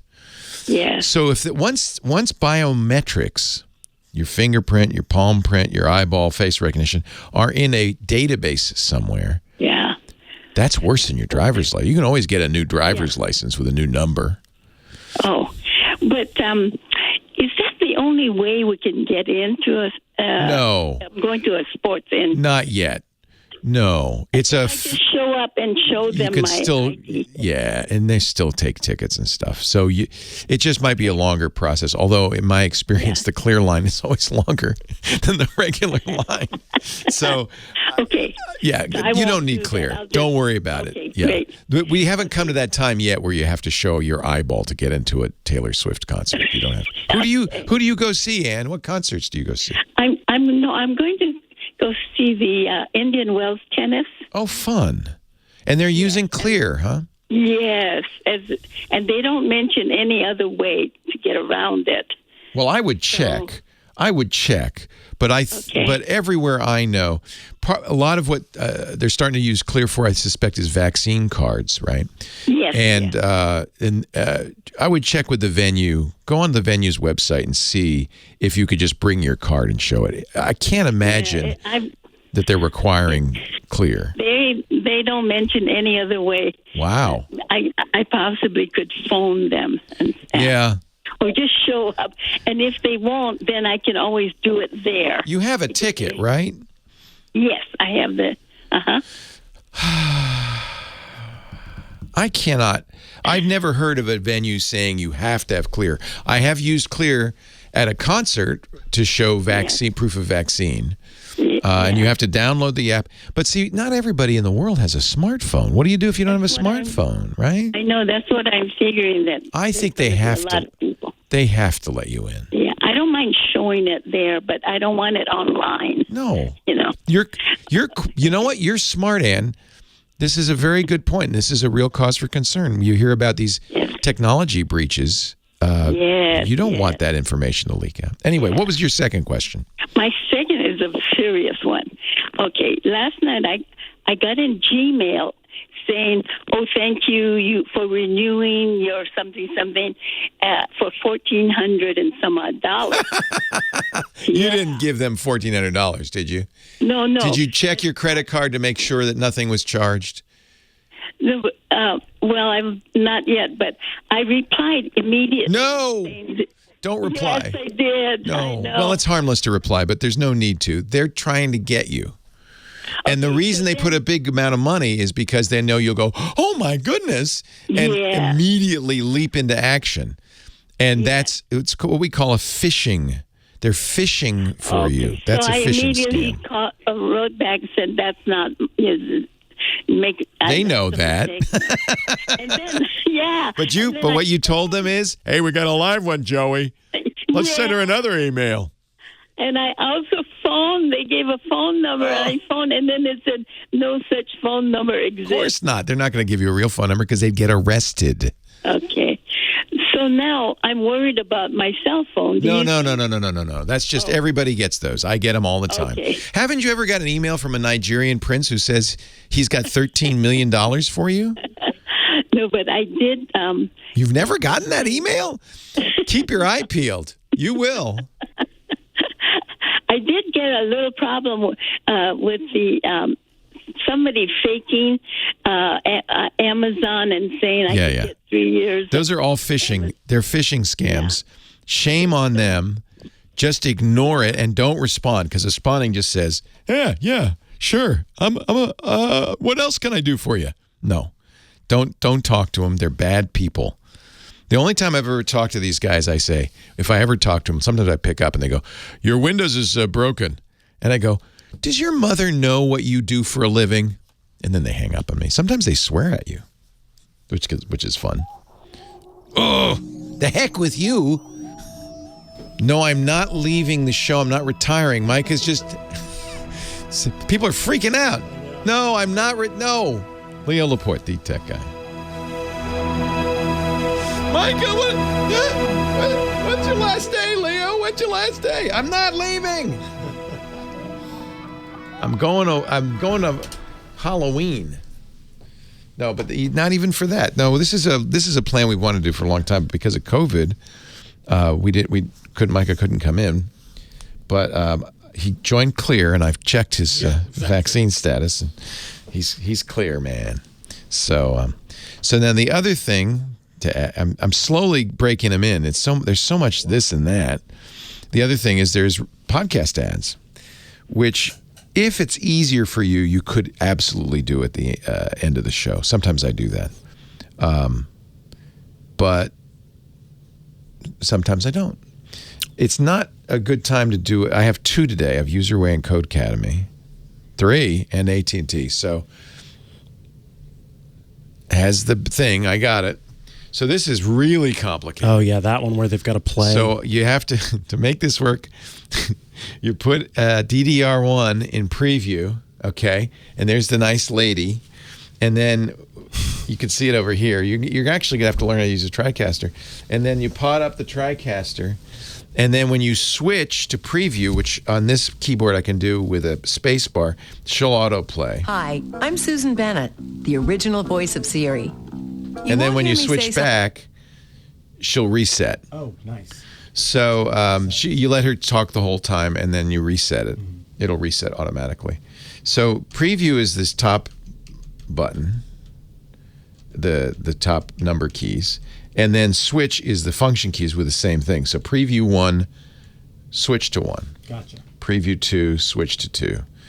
But if I have something in preview, I could press the space bar and do a dissolve. Okay. So that's usually what I'll do is I'll put it in preview, when I know I'm going to go to it. And then I'll dissolve into it like that. Nice. Then the one other key you need to know is F, which fades the lower third in and out. And you can choose the lower thirds here. And you click on those always. There's no keyboard shortcut for that. No, you just have to click. So what I usually do during the breaks like this is put up this. This is a special one, preview 9. Special. It's up here. You change the mixer and you put in whatever you want. You can put anything you want in there. Like I could probably put, let's see, you're on, oh, it's so confusing. Hey, Johnny Jet. Hey, Leo, how are you? I'm good. Say hello to Mikey Sargent. Hello, Mikey. Do you know Micah? Micah or Mikey? It's Micah. He's being silly. I'm being silly. Okay. It's Micah. Mike. I don't think we've chatted before, so it's a pleasure to meet you. Micah does our iOS show, our Smart Tech Today show, and our Tech News Weekly show. But he's like this super cool ninja, technology ninja. So he's going to be my apprentice on this show. Are you ready for your close-up? Oh, it's not your turn. Coming up. The Tech Guy Podcast brought to you this week by Codeacademy. I've been a user of Codeacademy for more than, I think, a decade since they started. I took Python courses there. You may remember they were during the Obama administration, the hour of code and the whole thing to get kids coding. Codeacademy was a partner there. Codeacademy is a great place to go to become a programmer. And my God, there's never been a better time to become a programmer. And whether you do it professionally or as I do it for fun, there's no better way to learn to code on your own terms. Whether you're starting from scratch or looking to advance, Codeacademy can help you reach your coding goals. They just added Swift, which is perfect because I wanted to learn Swift. Great way to learn the programming language for iPhones and macOS. Simply put, Codeacademy is the best way to learn to code online. They not only teach you job-ready coding skills, but also help you build unique projects for your portfolio. It's really good to have some stuff you can show people, especially to get that first job. You can earn certifications, which are really nice because, again, that shows that you've taken the classes, you've studied, you've learned. They'll even help you prep for the technical interviews. I first used Codeacademy for Python. It's a great way to learn Python. One of the things I like about it, it's not lectures, boring videotaped lectures. You're actually coding from the very first class. You'll be typing in code, running it, see if it runs, fixing it to make it run. So you're immediately doing. And I love that about Codeacademy. Get qualified for in-demand jobs in as little as 2 months. It depends on your, ambition, and your pace and so forth. But if you love it, you can do it really quickly. It's fun. It's so much fun. I literally do it for fun. Sit down at a Codeacademy class and do it for fun. It's that much fun. You choose what you want to learn. They've got everything: full stack developer, building websites, data analyst, machine learning, all of that stuff, everything you could want. You don't have to be a coder. You don't have to know anything about coding. You could start from scratch, or I've coded for years, but I could find an entry point, an intermediate or advanced level on almost anything. And you will be writing real working code immediately, in minutes, and I love that. Python, HTML, CSS, SQL, JavaScript, and more. And there's a lot of examples where, for instance, you're an accomplished full-stack developer, but you never learned SQL queries. Want to learn MySQL? Codeacademy, great place to do it. And if you don't know where you want to start, there's a great, and it's not what you think it is, questionnaire process that'll get you in the right direction. They don't ask you about your experience or your interest. They say, what kind of thinker are you? How do you solve problems? So there are certain styles, and they make a great. They told Lisa, I loved this, that she should study R, which is the statistical programming language. And they're right, because she's a genius with numbers. They told me you should be a shepherd. No, they told me that I should study computer science because I like they were absolutely right. They have computer science classes too. I like the intellectual, the process of learning algorithms, things like that.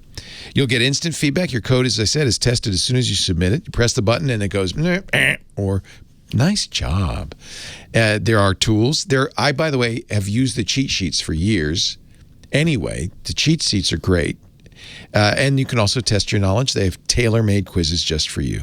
It's a great interactive platform, a fun way to learn. They have forums. If you like to, talk about this with other learners, you can connect with people near you. There are local Codeacademy chapters all over the country. The community is huge, 50 million people.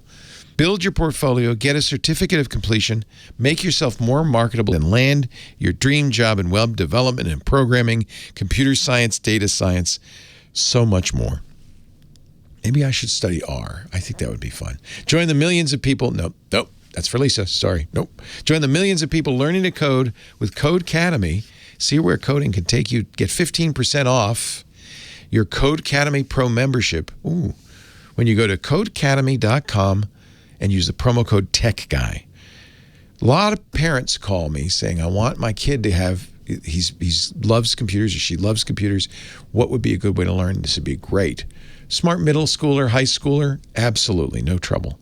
Promo code TechGuy, Codeacademy.com, CODECADEMY.com. 15% off Codeacademy Pro. That's great. Codeacademy.com, the best way to learn to code. Don't forget to use the promo code TechGuy so they know you saw it here. Thank you, Codeacademy. Now, back to the questions. Are you implying that Mikah and I are like the Jan and Dean of tech? Is that what you're saying, Professor Laura? Leo Laporte? Yes. Yes, the tech guy, 8888. Ask Leo the phone number. Every once in a while, we'll get a call from people, like maybe once a week, saying there's somebody in my phone. Usually there's not. Just want to reassure you. We all get these kind of scams. These they call them phishing with a PH. Phishing emails are designed to get you to jump and do something that will compromise your security. Often they'll look like, for instance, they come from your bank and they'll say, I don't know if you know this, but a foreign agent has just taken $23,000 out of your account. Is that okay? And you go, what? They always do something to scare you, right? That's how they get you to jump without thinking. What?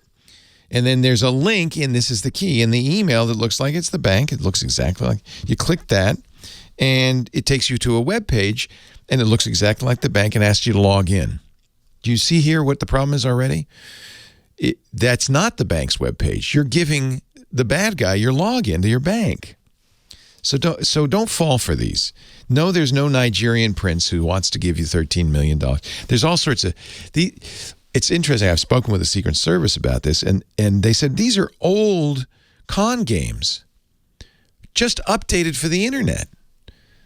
So this is nothing new. It's just that it looks like, people are in your phone. They know you. They say your name. I understand. It's upsetting and scary, but don't fall for it. 8888 Ask Leo. Fran's on the line from Irvine. Hello, Fran. Hi, Leo. Thank you for taking my call. I have a question about a new iMac that I purchased and was delivered a couple of days ago. Congratulations. What color did you get? Thank you. Oh, I bought gray. Gray? I just bought gray. You could have had orange or purple. I know. I didn't want it. I just picked my age. Gray is good enough. Okay. I would get it to match my hair. Yeah. Well, if I could, but it wouldn't match. But in any case, yes. Here's the deal, Leo. Yes. It's been confusing at the Apple store. When I went to buy it in the first place, and this is just not the question, and I told the woman who was selling it to me, I have 2 external hard drives, so I'll be able to use those to transfer over the information. And she went into a big deal with me that why do I need external hard drives? That was the silliest thing. And she's a genius. No, she wasn't a genius. She clearly not. So here's the thing. You can keep your external hard drives. You do not need them to transfer your data over, which is what she's probably trying to explain to you. No, that wasn't what she was trying to explain. Well, she should have. There's a migration assistant when you first turn on that new Mac. It'll say, do you have an old Mac? And you say yes. Oh, would you like us to transfer your data from the old Mac to the new Mac? Why, yes. And then they'll give you the instructions. You connect the two or you do it over Wi-Fi. It might take a few hours. It depends how much data you have. And it does it automatically, and that's that. Except that my new Apple person, the second one I spoke to yesterday on the phone, when I told her, I asked her about migration, and this woman asked me what year my old Mac was, and my old iMac is a 2013. That's fine. Hold on a second. I have to take a break. Johnny Jett, our travel guy's coming up, but I'll talk to you off the air. We'll get through this. Leo Laporte, the tech guy. I'm sorry, I can't do that. I don't know how to do that. 2013 is fine, right, Mike? I don't think that's so old that she wouldn't be able to use the migration. She called it obsolete. She may think it's obsolete, but the heck with her. Right. No, I think Migration Assistant works with the older Macs too. She's saying that 2013 you can't put Big Sur on, the latest operating system, and that's correct. You're probably stuck at Mojave, I would think, or maybe even, no, I think Mojave. But you should still be able to do the Migration Assistant. Did she say you wouldn't be able to do that categorically? She said I wouldn't be able to categorically. She said it was obsolete. They won't have the parts. It won't match. It wouldn't work. Parts? Yeah, parts. There's no parts. Apple's getting worse. Yeah, I understand. Apple's getting worse and worse. The people they have answering the phone, the quality has really gone down. I've noticed this over the past year. So do you have the new Mac now? I have it in my house. I was going to bring it tomorrow. And my question to you is going to be, do I have to bring both computers in, or do I just bring in one of my... No, you can do it. You don't have to bring anything in. Do it yourself. Really? Yeah, it's easy. How? So when you, like I said, you're going to turn on your beautiful new gray iMac. I'm so disappointed. You're going to turn it on, and the first thing it's going to say is, do you have an old iMac that you'd like to, and you say yes, and it will walk you through it. If they're both in the same Wi-Fi network, it'll see it, even this old one. It'll see it and say, oh, go look on your old one, and there'll be a thing on the screen. You give it permission. You'll have to enter in your login for the old one, and they say, okay, what do you want to copy? You get to check the boxes for all the stuff you want to copy, and then it'll do the copy. She's wrong. Oh, that's it? That's the whole thing? And will it take over my iTunes library too? Yeah. Well, if it doesn't, then you could use your I think those external drives are good to have for things like that, because you might want to back up. This is a good opportunity to back up things like your music.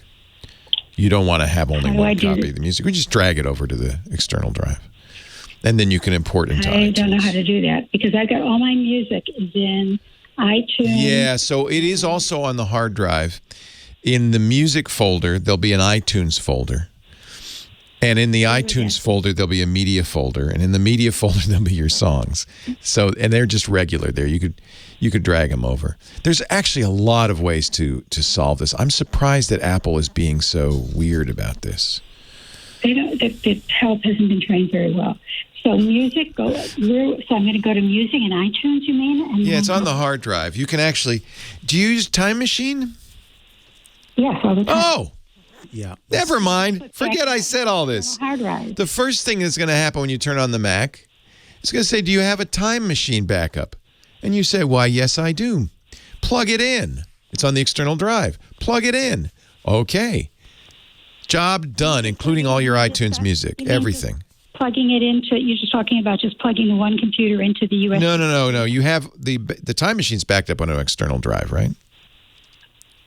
No, it's backed up inside the Time Machine. Wait. No, Time Machine has to back up to an external drive, so it's on one of those two external drives. So you'll take that external drive, make sure Time Machine's done, it's complete on the old machine, shut the old machine down, unplug the external drive with Time Machine on it, then turn on the new computer. It'll say, do you have a Time Machine backup? You say, why? As a matter of fact, I do. You plug it into the new computer. It'll go, got it, and it copies everything over.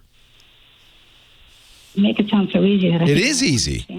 Apple's spent a lot of time to making this easy, but unfortunately, the help is not very well trained, I must say. I know, I've noticed that.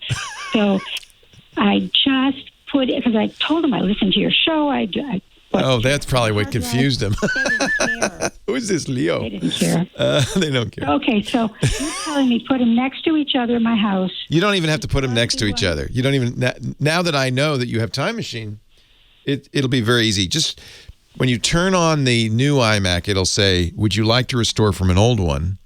And then you say yes, and it says, "Do you have a Time Machine?" And you say, "As a matter of fact, I do." And you plug that drive in, and it'll just restore from the Time Machine. It'll be very easy. He's been everywhere, man. He's breathing the mountain air, man. He's going down to Palm Springs, getting a suntan. He is Johnny Jett, our traveling guy. Hi, Johnny. Hello, Leo. Been anywhere lately? You know, I went to a pumpkin farm up an hour north, Underwood Farms. It's a great little family place in Moore Park, California. Did they give you a free pumpkin? Is that why you're plugging them? No. We paid full Paid price, for the pumpkins. everything. Full price pumpkins. Everything. Hells It's yeah. $10. It's $10 during the week to go in for kids 2 and over, and it was great. They have free wagon rides, and you buy tickets to go on little rides. But the kids loved it, and they really do a great job. There's so many pumpkins, and you can pick fresh flowers, fresh vegetables, or fruit. But do they have rides for the kiddies? Yeah, they do. Not like an amusement park rides, but they have slides and stuff and bouncy. Yes. Bouncy Actually, houses. I did a post on it. It's I'll tweet it out. Chat room saying we love that place. I guess everybody It's knows. really awesome. Everyone in LA knows Underwood Farms is well known. It's really well good. known. We hope to hit another one this week. Here in Petaluma, we have, and it's just off the Highway 101, a corn maze. And it's irritating for 2 reasons. One, because everybody slows down to look at the corn maze as they're driving by on the freeway. So there's always a traffic jam. But the other reason is it's really easy to get lost. Yeah. And spend hours in the corn maze. This place has one too. Yeah, I like corn mazes. You want me to give you the trick?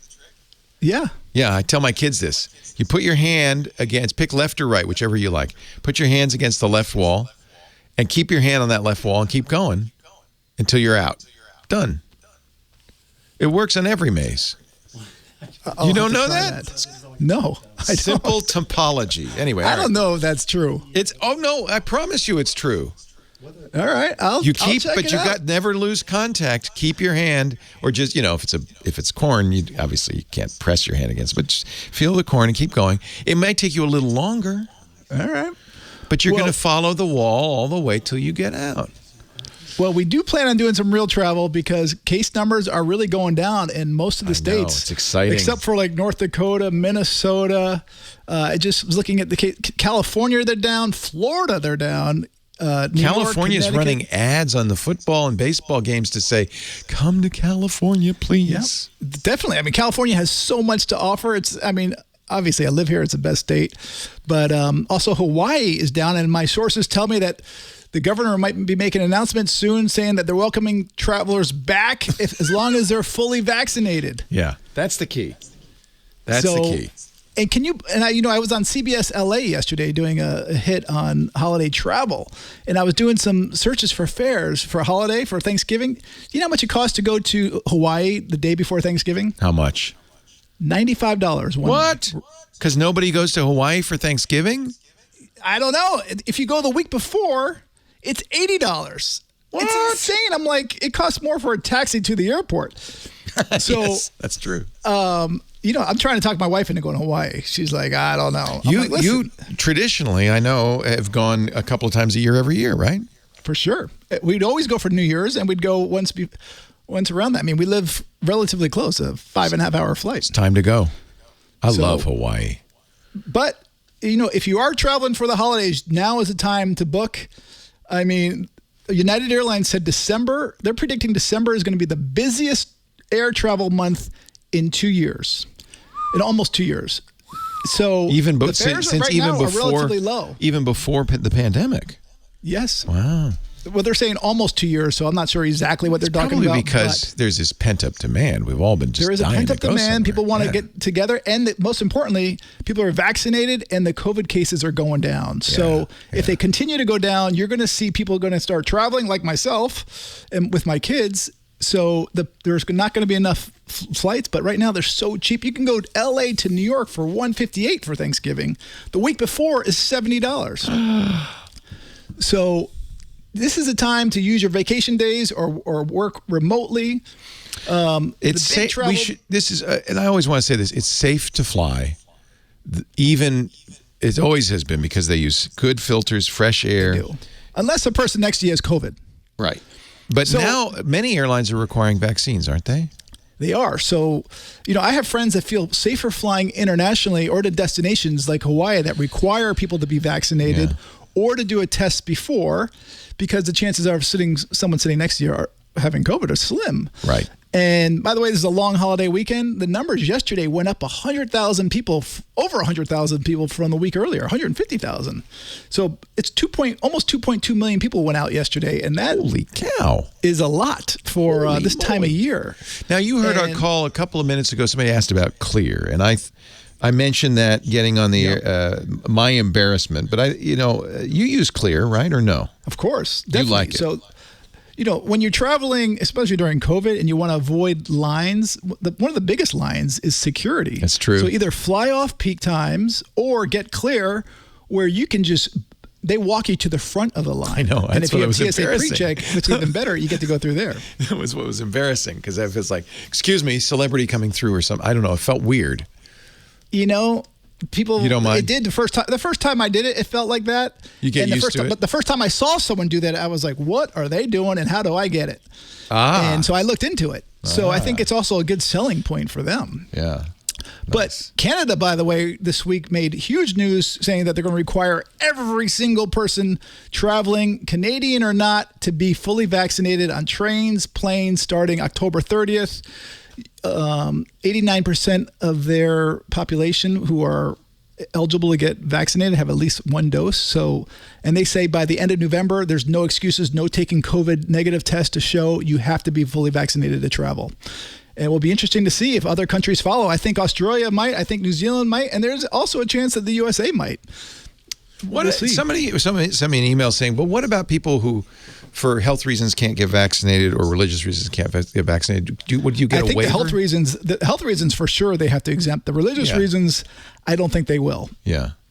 So you should check before you fly, before you buy a ticket. Again, it's like, a lot of people take advantage of things like they did with flying with pets. They would say that their dog is a service animal when it really wasn't. So it would ruin it for everyone else. So people who really did have these health problems or religious reasons, everyone just started saying, well, I have religious reasons to it. So I think they're going to do away with that. Yeah. Yeah. Or make it stricter. I don't know how they're going to do it. But also, if you're thinking about getting a hotels and house rentals are definitely going up in price if you can even get them for the holidays. So start going after it now. And I don't know how much time we have. How much time we got? Oh, you and me? Yeah. Oh, our time is ticking down. 1 minute and 35 seconds. Go ahead. I'll have to talk about it next week. You got time. A minute's a long time in radio. Well, I just wrote a post this morning just ragging on Travel and Leisure, which I do love, but they put an Instagram post up this morning saying, here's how you get upgraded is by dressing nicely. And that couldn't be any farther from the truth. Well, you'll dress nicely. Let's put you in first class. Yes. So I wrote a post on the 10 ways that you can get upgraded. And so, obviously. Is one of them bring a box of candy? No, you know what? That's just to be nice. They won't upgrade you for that. They used to, not anymore. And actually, dressing nice 20 years ago, before the computer algorithms or before the computer systems it's automated now. Is that what you're saying? Yeah, now it's automated. They don't even know what you look like. They don't care. And all the employees are now accountable, so they can't just upgrade their friends. As you point out, family. you can get kicked off a flight for being too smelly. You can. I've actually had someone sitting next to me. Honestly, it was so bad that the 2 rows around me, we held our noses the whole time. No. And the flight attendant said, why didn't you tell me before we took off? We would have kicked them off. Oh. Yeah, it's hard to kick them off once the plane's in the air. Yes. Johnny Jet, if you want to read this article, actually, this is good. 10 ways to get upgraded. Do not include dressing up. And there's a lovely picture of Johnny and his wife, Natalie, sitting in baby blue first-class seats. JohnnyJet.com is the website. Sign up for his free travel newsletters, including his airfare newsletters, which are great. Follow him on Instagram and Twitter, and join him every week right here on The Tech Guy. Thank you, Johnny. Thank you. Can you guess the airline? I don't know. The baby blue, I don't know. Is it... Boy, I don't know. And you're having a delicious cream of potato soup or something. It looks quite delicious. Vichyssoise. That is Korean. Oh, it's We were flying- KAL or Korean? Are they Korean. Korean. Yeah. We were flying Toronto to Seoul. Oh, man. And then we went to Bali a day or two later. But it's interesting because there's not a lot of privacy. A lot of first class seats will have partitions around you. Looks like this Correct. is wide This picture is on our honeymoon, so it was 8 years ago, 9 years ago. Aww. But she now does look first awfully class- happy. That explains it. So I was just looking at flights to Hawaii because I said, it's $80 each way. And my wife's like, I'm not flying coach with the kids right now. So I looked at first class on United on the 757 Polaris, which not 757, the 777-300, which you took. And she's like, the problem is these seats are too big and too divided where, you can't have the little kids right next to you. We were very disappointed, I must say, on our With last Polaris, trip. I thought you loved it. Well, because Lisa and I couldn't hold hands. Yeah, so that's what my wife's worried about with the kids. Yeah, if you had little kids, it would be really hard. Yeah. I love Polaris, but everybody's isolated. So there's no, I guess there are two by two seats, or they're all one by one. No, they're 1, 2, 1. So there are But two by some twos. seats in the middle are actually closer together than the others. Yeah, but we were in a 2, but there's this big thing between us. Right. I have to reach you can over lower the that. partition. You can lower the. You can lower. You can lower it, but there's still it's like front seat. It's a distance. And Lisa and I like to cuddle. You can't cuddle. No cuddling. And if you had little kids, it'd be a problem.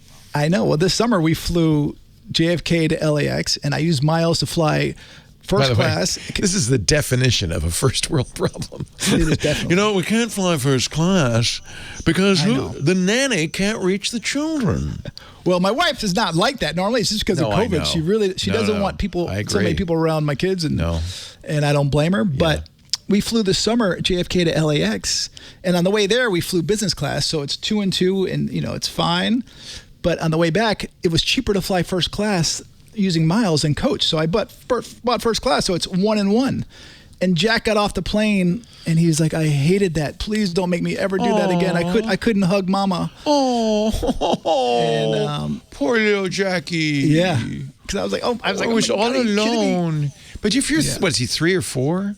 He just turned 5. 5. Wow. But if you're 5, that's like everything. He sat there and he was quiet. He watched his movies But I was and fell lonely. asleep. Yeah. But he loves to cuddle. It's the best thing in the world. Yeah. So, anyway, Johnny, you're not wearing headphones? No. Gotta wear headphones, dude. Because if you can hear me, I can hear without headphones.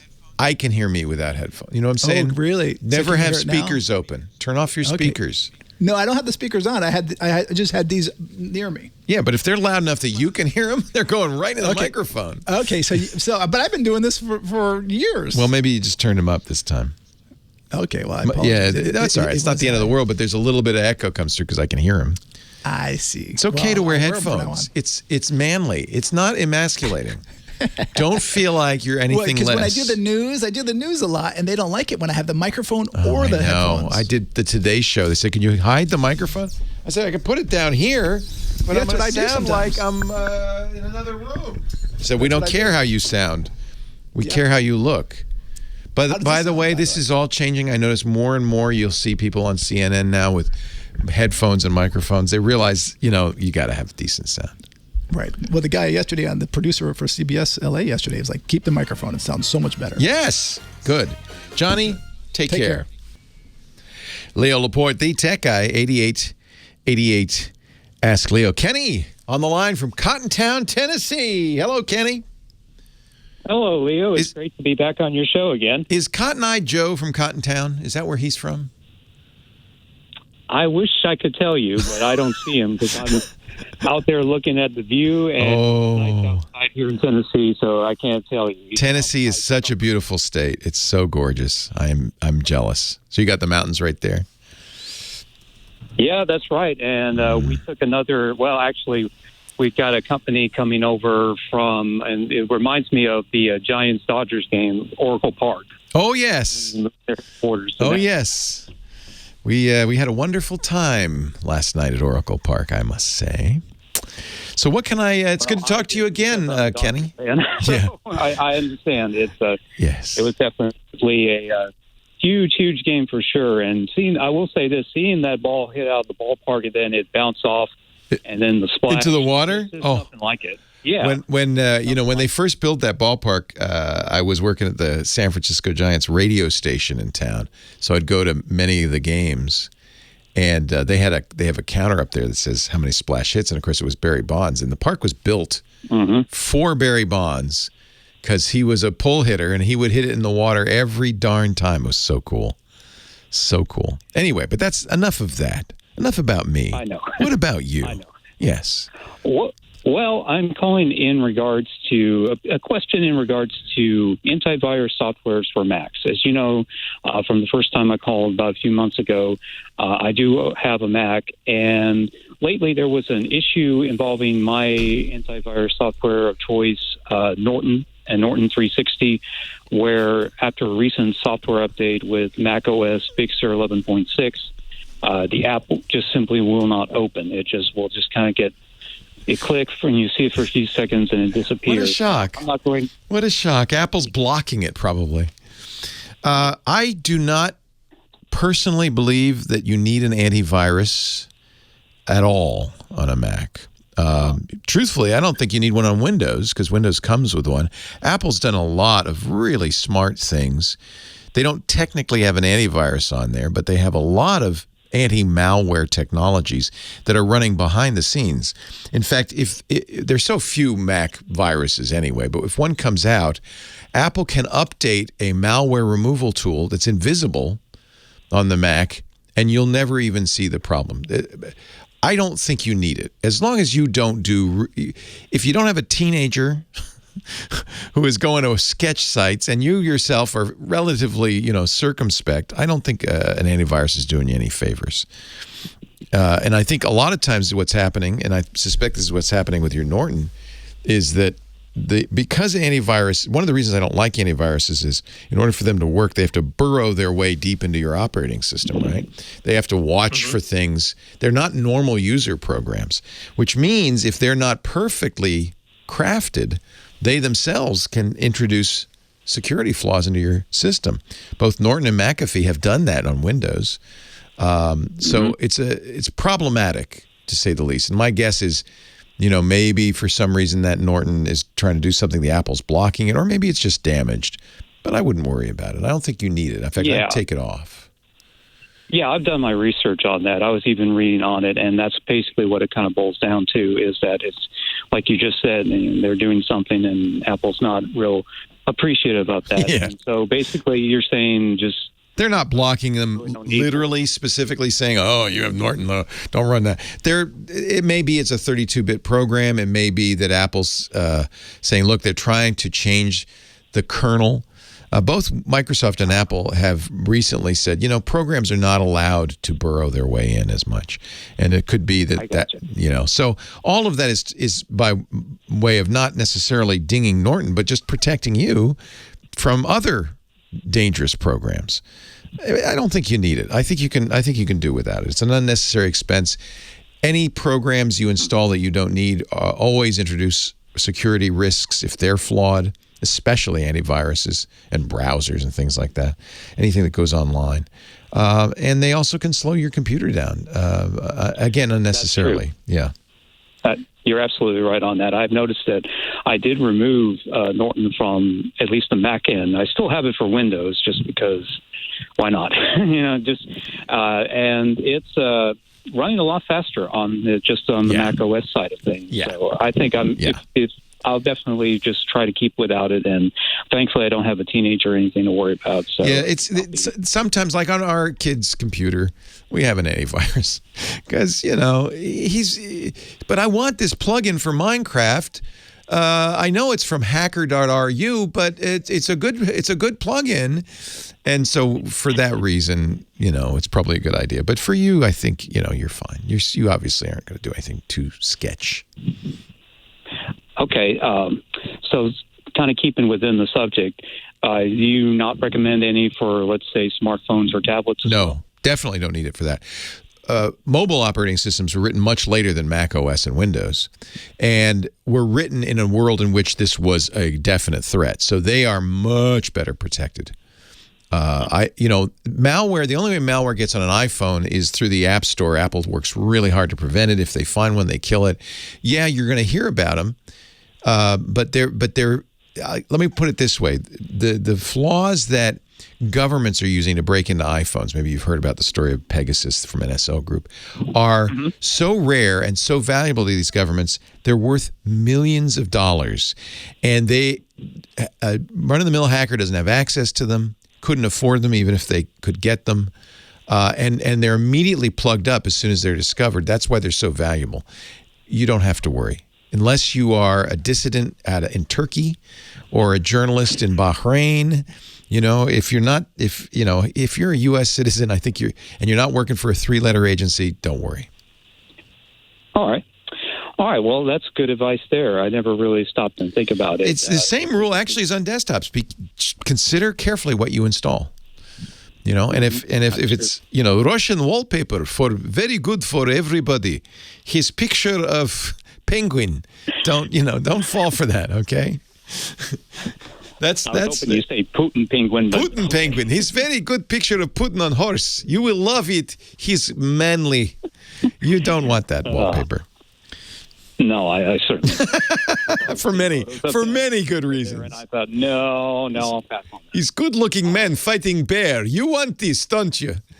Yeah, I would stay away from those. I think most people are not going to run into, at least on mobile and on Macs, are not going to run into it. Windows is a little bit different.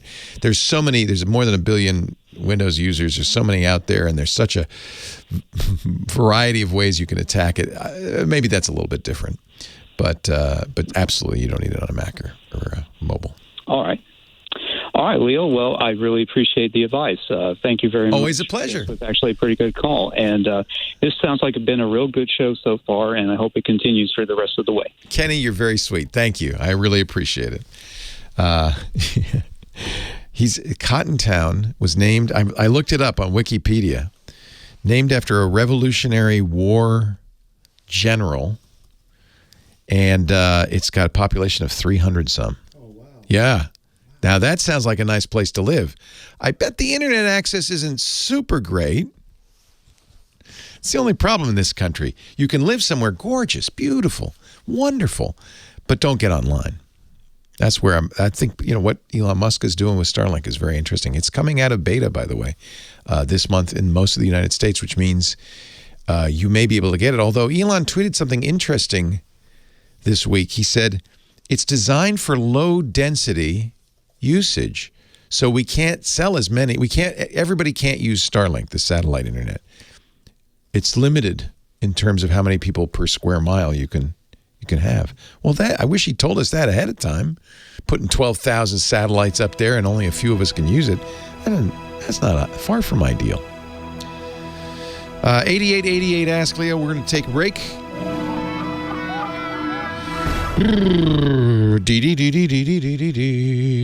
Now I have to do a house ad. So I turn off the sound from Premiere. I switch over to the second bin. So there's 2 bins of lower thirds. There's the show lower thirds. Here, it's over here on this. And then over on the right, there's a bin 2, which is ads. And now I can pull up that lower third. The Tech Guy Podcast supported by AT&T Active Armor. We rely so much on our phones these days. We're always on them, whether it's live streaming content, catching up with family on weekly video calls, or watching your favorite podcast. There's no room for fraud calls. Thankfully, AT&T makes customer security a priority, helping block those pesky calls. It's not complicated. AT&T Active Armor, 24/7 proactive network security and fraud call blocking to help stop threats at no extra charge. I love it. Compatible device and service required. Visit att.com/activearmor for details. Yeah, got to do all these switches and clicks. This is there's a special mix for on preview 9. There's only normally 8 cameras, but there's a 9th preview, and this is the special mix. 7 is the chat room, and 7 is this over-the-shoulder shot, and 8 is the chat room. So I could change it. Oh, I see. So I can change it, right? But it's always 8/7. And then actually when we get callers on, I do change it. I put the clock up there, and I put their picture up there, their Skype up there. Yeah. So that that's for when Scott and Sam want to talk to the chat room, I put them up there. But now you can see this. Micah's so well dressed. In fact, I had to start wearing jackets because of him. Because of him. It's his fault. Yeah, he can hear that. He's hearing all the stuff.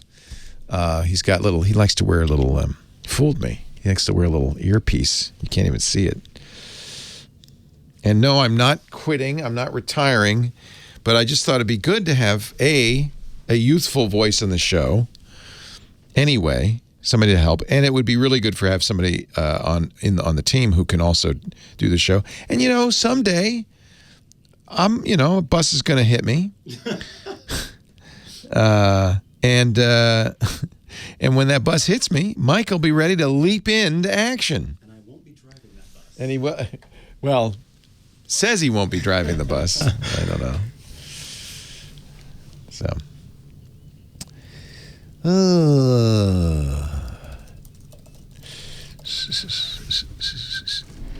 All right. And actually, I think it'll be nice to have a little. Oh, there's Putin riding his. I wish it was a penguin. Bear. Can someone Whoops. Putin riding the bear.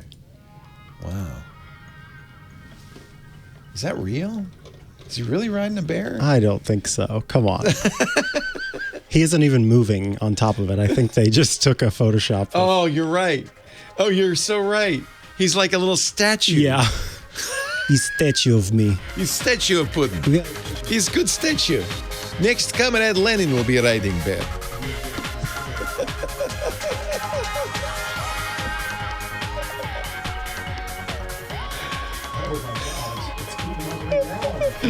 Well, hey, how are you today? Leo Laporte here, the tech guy. Time to talk computers, the internet, home theater, digital photography, smartphones, smart watches, the GizWiz, Dick Debartolo coming up with some junky gadget he thinks is the greatest thing ever. Don't tell him I didn't think it was so great. I don't have the heart to tell him. I think he knows, actually. The GizWiz, just around the corner. Meanwhile, 8888 Ask Leo. More of your calls. Naomi on the line from Denver, Colorado, the Mile High City. Hello, Naomi. Oh, help me, Uncle. You my only hope. Oh, no. What's the matter, Naomi? Well, I got a Ring doorbell and security camera right when you first advertised Yes, way back when. 2017. Before Amazon bought them. There's a long history, by the way, of companies buying ads on our shows and then getting bought by Amazon. I'm not saying that if you buy an ad on my show, you're going to get bought by Amazon, but it wouldn't hurt. So what happened? So you got the Ring doorbell? Well, I have the Ring doorbell, and it starts almost every week. Oh, it's too cold. You have to... What? It's Denver. The coldest it's been in the last month has been 40 in the morning, It thinks it's too cold. Yeah, well, anyway. Is it exposed? Is it out is dew hitting it? No. No, it's on your kind of front porch, right? It's a little bit protected in there. My door, yeah. It's hardwired, too. That's what's so upsetting about it, Yeah, because the battery-powered ones are a little more sensitive to cold because batteries don't like cold. And so I could see how they'd say, in fact, Ring's got a whole page. Chat room just gave it to me. Cold weather and battery-powered Ring doorbells. Maybe your Ring doesn't know that it's powered. It's connected. This is what they say. They say if it gets below 36 degrees, the battery may not hold a charge as effectively. If it's freezing, 32 degrees, it may not charge at all. Oh, here's the thing. There is a battery in yours, and even in the hardwired ones, and it does say even hardwired configurations may not charge the battery. But that's not a problem because you're not really using the battery. That's just so your doorbell will ring if the power goes out, I guess. Well, that's what I thought, and I thought it would continually recharge like it does. Have your phone plugged in, whatever. Anyway, so then the faceplate has cracked too because of the sun. It's easy. So I called Ring. By the way, they're not a sponsor anymore, so say anything you want. Okay. And they said, "Oh, well, it's out of warranty." Well, I said, "I've been a customer since 2017. Does that account for anything?" How frustrating. Yeah. And that's because you bought it from the original company, and now you're talking to Amazon, by the way. Yeah. Well, anyway, it's every week I have to plug the battery in, so what NiCads or whatever they... Yeah, they're cheap batteries. They're not good batteries. Dr. Mom's telling me in the chat room actually that even with a wired one, the battery is powering the doorbell. It's just that the wire goes to the battery to charge it. I did not know that. Yeah, anyway, I am more than upset with them, and I was wanting to know... Mikah, by the way, says he'd be glad to knit you a sweater for your doorbell. Micah's quite the accomplished knitter, I believe. You're very good with textiles, aren't you? Yeah, knitting and crochet. Yeah, so we need to get a little crocheted scarf for your Ring doorbell. Oh. Yeah, crochet me a little dog with a red nose. He's so cute. That would be really adorable. So cute. Different seasonal options. So what would you like to do? Would you like to replace it? Yeah, and I know you've been talking about Nest. I use a Nest. I actually replaced my Ring with a Nest, more because I wanted to review the Nest than that I didn't like the Ring. We were happy with the Ring. But the Nest is nice because it integrates with all the other Google stuff. So if you have Google Home Hubs and stuff like that. I'm totally Google. Oh, then get a Nest Hello doorbell. I never had problems with the Ring, so I can't say that, the Nest is better in Denver. I don't know. But I've been very happy with it. If you want to spend less money, Wise, which is a really, I think, an interesting company. They're up in Seattle. They make smart stuff, and their specialty is the same stuff for less. So I never used it. Can't say if it's great or not, but they also make a Wise doorbell. Let me just see what the price is. Yeah, I know Ant talks about Wise. Yeah, he loves Wise. $50. $50. But I bet you that one is all battery. I bet you that, because Wise, one of the things Wise does is they make this stuff kind of like so you don't have to have any, like I have a wire. And actually, because I have a wired doorbell like you, I kind of like the wired. I've been very happy with the Hello doorbell. There are some... the Nest. There are some things to know about. For instance, it has face recognition. So my Google Home Hub, when somebody rings a doorbell, says, somebody's at the front door, which is good. I'm not going to miss it, but it's kind of weird. It also says somebody just picked up a package. And if it knows the face, in theory, although it's never done this, it would say, Lisa just picked up the package, or a stranger just picked up the package. So it's got AI in it, which is interesting. The reason I mention it is some people are concerned. In fact, when you first set it up, it even says, if this isn't allowed in your state, don't turn it on. I think it is allowed in Colorado, but I know Chicago has some very strict, and Maine have strict laws about that kind of thing. So maybe some states where you can't use the face recognition. I've also noticed it's not super accurate, or actually in my case, even though I've gone through every picture, because it says, we don't know who this was. Who was it? So, well, that was Michael. Who was that? That was Michael's friend. That was Joey. Who's that? So I tell them everybody, and it still doesn't say Joey's at the front door. I wish it would. I want it to say that. I think it's supposed to say that. Also, I've been upset with the subscription stuff. It's just after. Does Nest have to have subscription, or can you? Yes. That's one advantage Wise has. Not only is it $60, but you don't have to subscribe to anything. Now, does it work with chips or with NAS or with a dedicated drive or what? You know what? Micah hosts our Smart Tech Today show. He's an expert on all this stuff. Are you? Yes, I was going to say, listen to you talking about using drives and everything to back up your. It's pretty doorbell. impressive. Yeah, I'm impressed. Wise, I think it's even worth the experiment. There are multiple options with the Wise cameras. You get free cloud storage with no subscription with it. That's nice. But many of the devices, I'm trying to see if the new doorbell has it.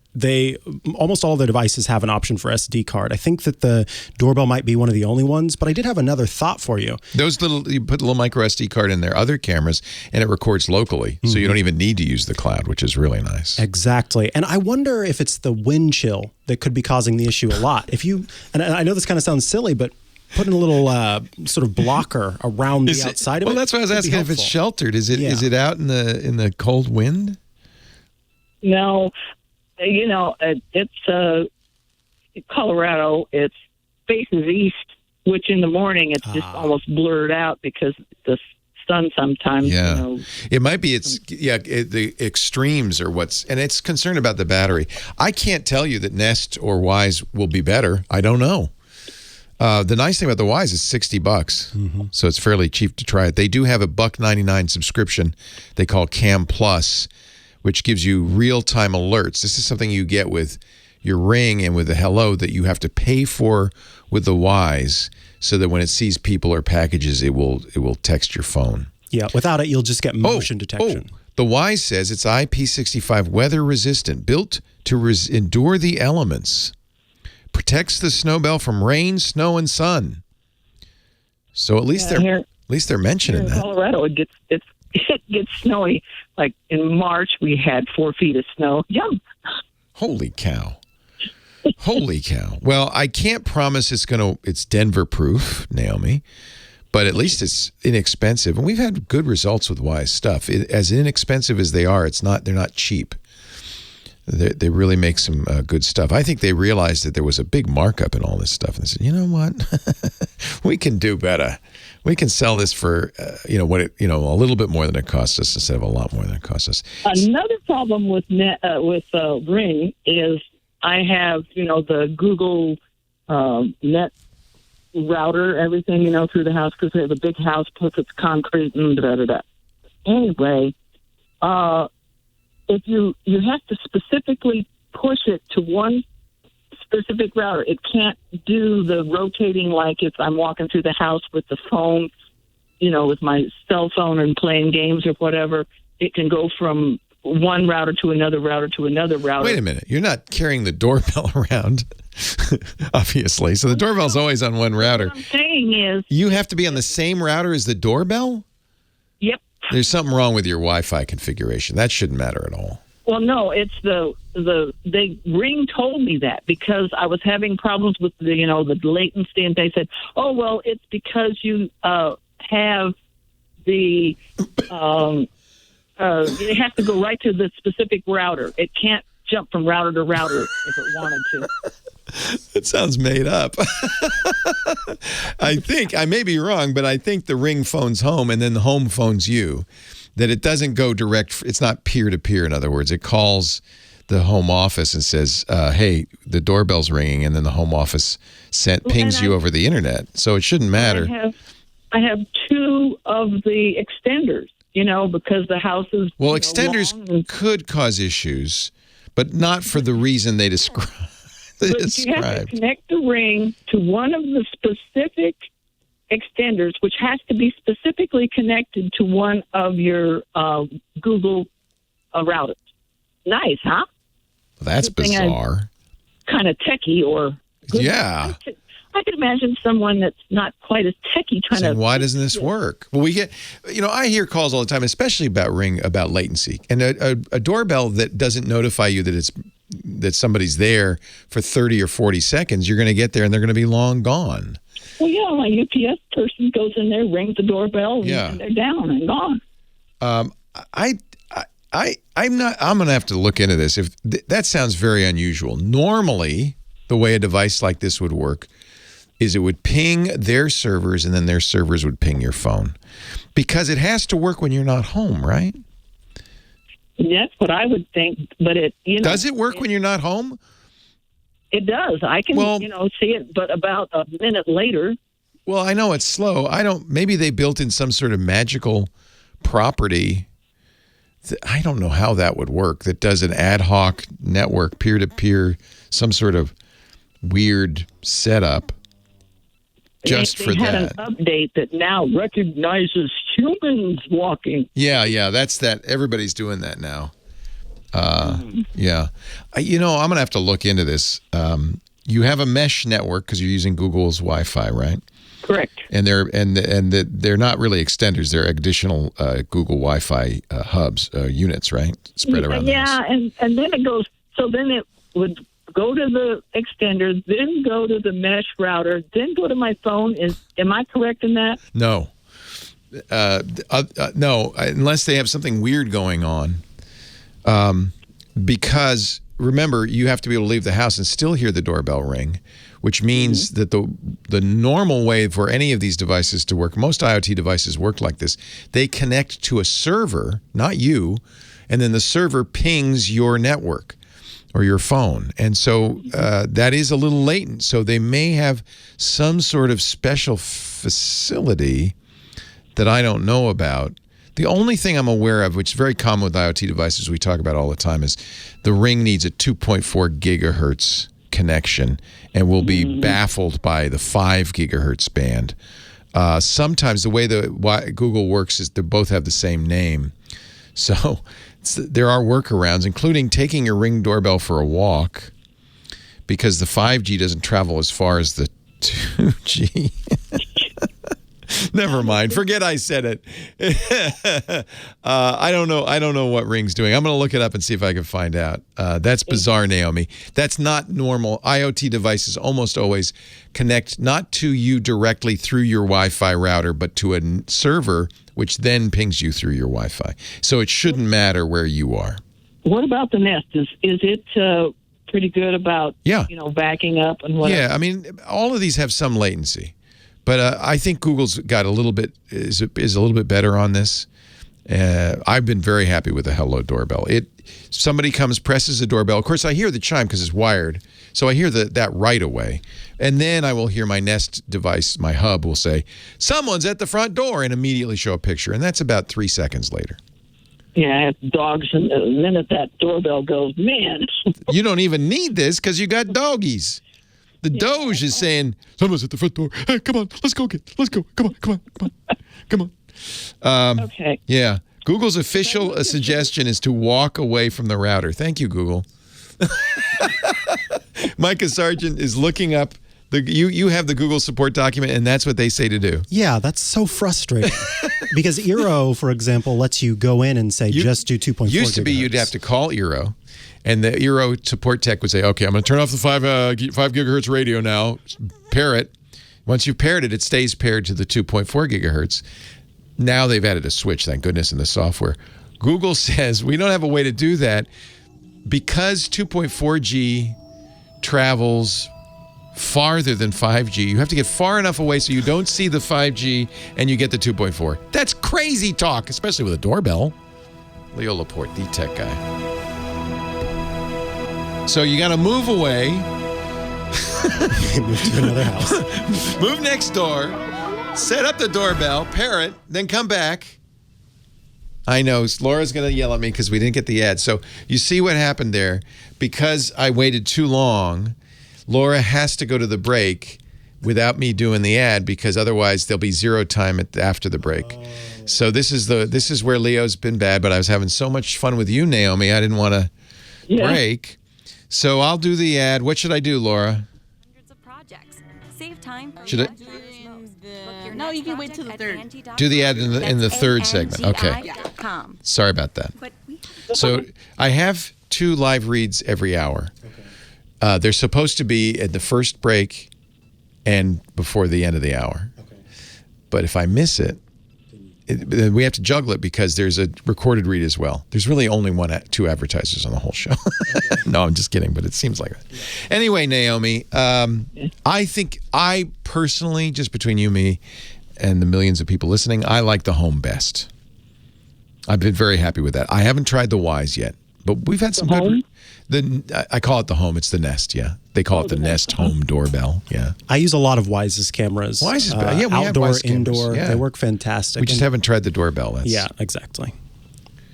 Yeah, I was looking at the Wise ones for the corner of the house where we have critters coming in all the time between those trash pandas and everything. Mm-hmm. I'll be honest, and it's expensive because you have to buy a Nest subscription, although at least Google now has rolled those all up into a single subscription, but you still have to pay whatever it is, $5 a month for this, $7 a month. But I have Nest cameras everywhere around the house, and I like them because they're plugged in and they're always recording. I can go back, and I've done this, Lisa will go and check the cats. And if we're traveling, we can go online and look at recordings from earlier. Mm-hmm. I think the Nest, since you have a lot of Google stuff, Naomi, I think go all Nest is not a bad way to go. It's more expensive. That's the drawback. Well, Micah, on your Waze camera, what do you have for your doorbell?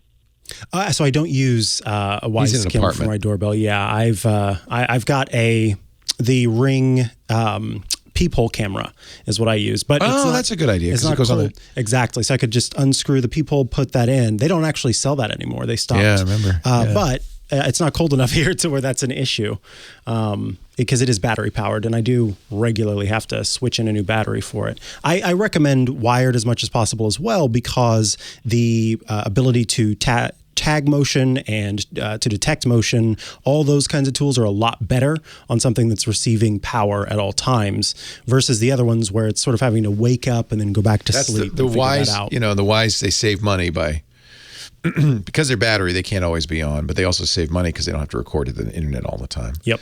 Now, with the Wise, do you pick up the chip every day, or how No, it's just there. It'll overwrite it as it fills up. So it's just there. So if you ever need a recording, you can just go to the chip and take it out. And I found it takes a long time for it to fill up. They have a base station that you can put another chip in and record there as well.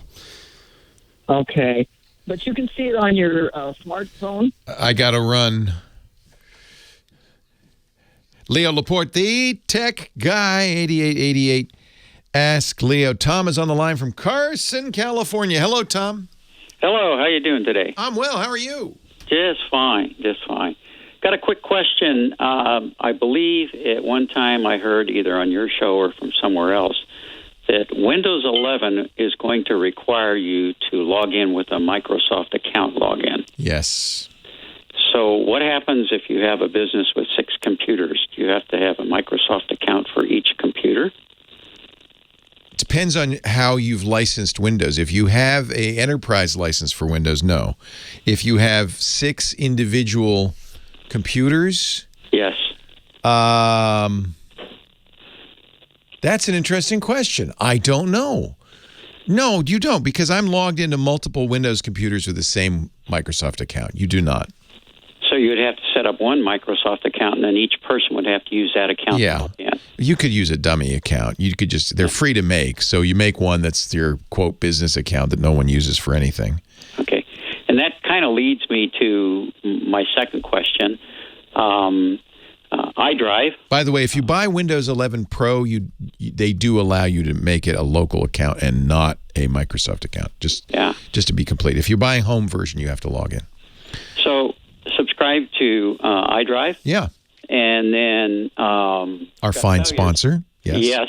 Yes, that's why I used your previous sponsor that on Carbonite. We used to do Carbonite ads. Carbonite, yeah. Yes, I like iDrive a little better. Do you like it better? Well, right now I'm not sure. Uh-oh, what's going on? I used Carbonite for many years and really liked it. Used it multiple times. Well, I'm still good friends with those guys, and I think they make a good product. David Friend is an old dear friend. So it's replace hard drives, buy a new computer, and transfer everything over and all that. It's very simple with Carbonite. Right. So with iDrive, I got a failure on a backup, and in working through it with the iDrive tech support people, it's because of OneDrive. Oh gosh, you don't want to mix and match I got to take a break. I'll talk to you off the air, not because I'm trying to hide anything, but because of that magic sound. But hang on, okay? Leo Laporte, the tech guy. So that's an interesting conundrum. So one of the things OneDrive does, which I find very annoying, is it doesn't merely mirror your drive, it shadows your drive. So you're actually not saving stuff to locally, you're saving it to OneDrive. Was that the problem? That is the problem, and here's what kind of led to this, and I'll try and talk fast because you got 4 minutes and 18 seconds. Oh, okay. So with this business, we purchased 2 computers, set them up, weren't sure what they're going to be used, so set them up basically the same, all of that. Then down the line, we purchased a couple more and set them up. So they all set up under the same name and everything. And little did we know at the time about OneDrive. So we're humming along happily, just using them and saying, okay, we need to do what Leo says and have iDrive. So we purchased iDrive, and, I installed it on each of the computers. A couple of them were older computers, 4 of them were newer. And everything, once we installed them, then I get this failure. And ironically, it did not fail on one of those 4. It worked fine and doesn't show iDrive, and I don't know why. Maybe it's something in the configuration. But then I did a little reading on it, and I've tried something on one of them, and it seems to have worked. There's a way you can go in, and I think it's a right-click on. I forget exactly now how I did it, but it says to leave that file on the computer. And when I did that one no longer failed. Because iDrive can only... So this is Windows' fault because they're not making it clear. OneDrive is taking the file and putting it in the cloud, and unless you leave it on the computer, there's nothing for iDrive to back up. Yeah, it's like the old, in the beginning where you had a dumb terminal connected to the server. Basically, Windows leaves what effectively is an alias or a shortcut on the computer, but which iDrive, I guess, is fooled by, says, oh, I got the file.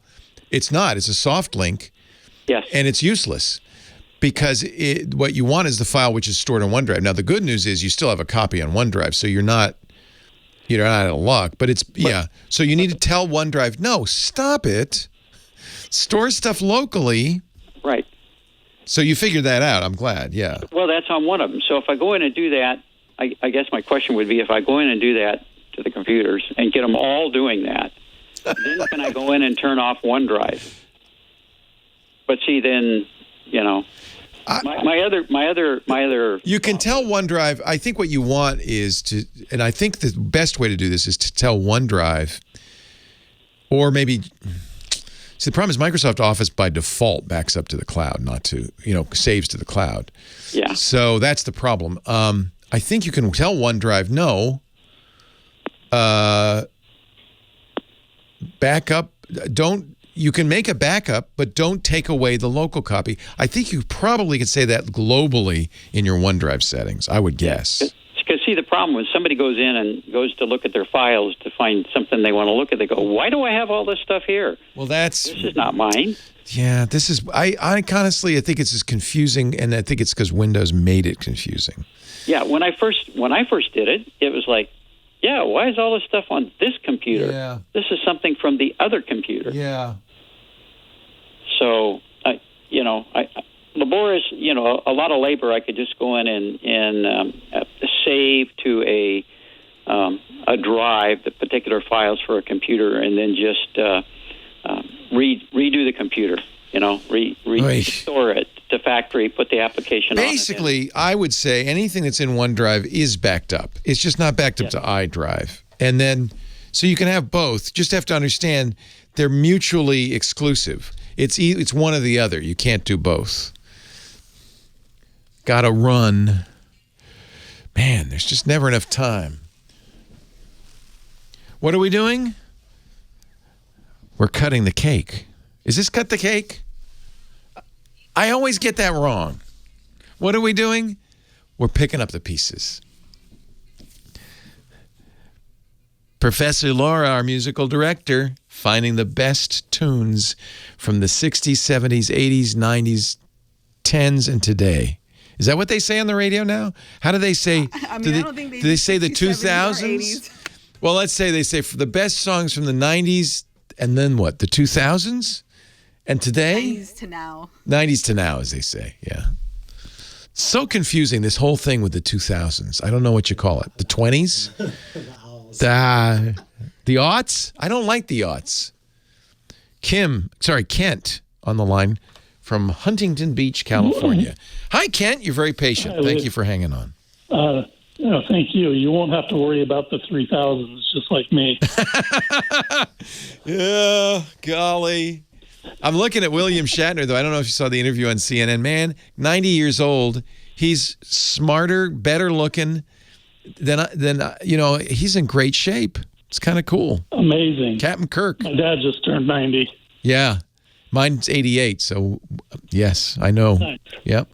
What can I do for you, Kent? So, old timer? So I want to find out. I've always been thinking about this, is whether you could use one of the current or the newest Apple Watches. Oh, we lost him. That boom sound, Mikah, means something happened. You saw. I didn't touch. Wasn't me. Wasn't me. So let me see. Maybe Kim. Remember? Is Kim? Are you still there? What was it that he wanted to know? He wants to see if he can use an Apple Watch with an iPad and not have an iPhone. No. The answer is no. Apple. Thank you, Kim. I'm glad you took notes. I'm sorry we lost him. I don't know. Sometimes and I don't know if either of these are him. He might have hung up or what. Yeah, you go ahead and get those. But I can answer that question. So Apple has added a really nice feature for the Apple Watch, which allows you to set up an Apple Watch for somebody else with your iPhone.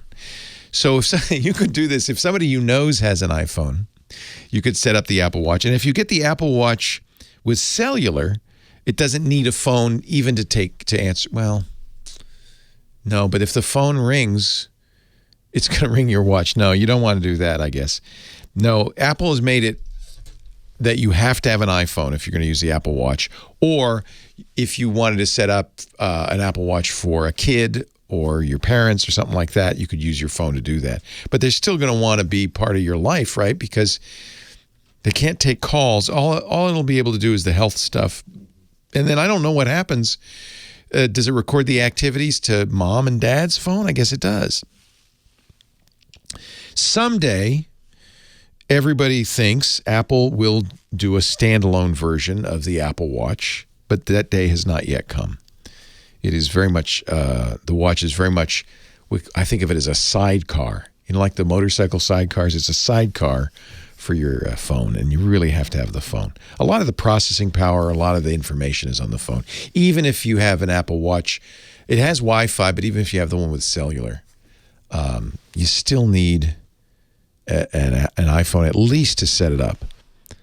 Micah's found what is this? Just a support article that talks about setting up your Apple Watch, and in it mentions even if you set it up for a family member, there's still that connection. So yeah, you would literally have to borrow an iPhone from someone to set up an Apple Watch, and then they would still be connected to you. Exactly. So they'd see your messages and all that stuff. Yeah, you don't want that. So no, unfortunately, I'm trying to think of. Basically, the way to go is to get a Fitbit. Or a Garmin or one of the other kind of smartwatches that aren't tied to a phone. Exactly. Fitbits are great. People love Fitbit, and they do. It depends what you want it for. If you want it for health or whatever. But an Apple Watch to this day is an accessory for an iPhone. And it's at some point they may change their tune on that, but not yet. Maria, San Diego, you're next. Leo Laporte, the tech guy. Hi, Maria. Hello, Leo. Thank you for taking my call. I need your help. I am an older adult, and I am going to buy a cell phone. And I don't understand all of the... It's scary, isn't it, Maria? And more or less I have an idea, but my question to you is, I want to buy a T-Mobile. Okay. And I don't know... I don't understand very well how hotspot works, but what I need is this. I want to see if it is possible to use the internet from my phone into my laptop. If that is possible. Yes, that's exactly what a hotspot. Yeah, that's what a hotspot does. So in order to do this, you need to get a phone that had that capability. All smartphones do. So if you're in the market for a smartphone, basically what happens is a smartphone is connected to the internet through the cellular connection, right? So if it's T-Mobile, through their 5G or 4G towers, your LTE towers, it gets its data. You'll go into the settings on the phone and you say, I want to share that with another device. I want to create what's called a Wi-Fi hotspot. That phone is now a Wi-Fi router.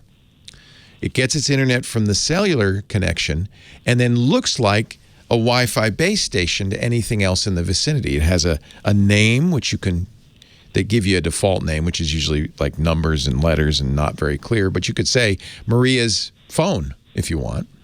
And then they give you a password, and they give you a default, but you can change that to something that's easy to remember. Then when you open up your laptop and you look for Wi-Fi access points, you'll see Maria's phone. You click that and type in the password, which either the one that they gave you by default or the one you provided. And now you're getting your internet on the laptop through the phone to the cell towers. Now, there are a couple of things you should know. You're going to have to pay extra for that usually. So T-Mobile, typically it's around $10 a month, plus the data you use. And remember, cell phone data is more expensive than your home internet data. So it's fine for a little bit of surfing and stuff, but if you've got a kid who wants to use a laptop for Zoom for school, for instance, that's going to end up costing more because cellular data is expensive. I see. Okay, so do you advise me to? I had home internet. I canceled it because it was going too expensive and it was giving me too little and very slow. And so I thought, since I'm going to buy a cell phone that will have data, maybe I can use that. It will, and it'll be faster. Nowadays, as long as you're near a T-Mobile tower, and I think you probably are, it should be very fast. It might be 100 megabits or more download. It'll be very quick. But it may end up costing more because they don't want for the data.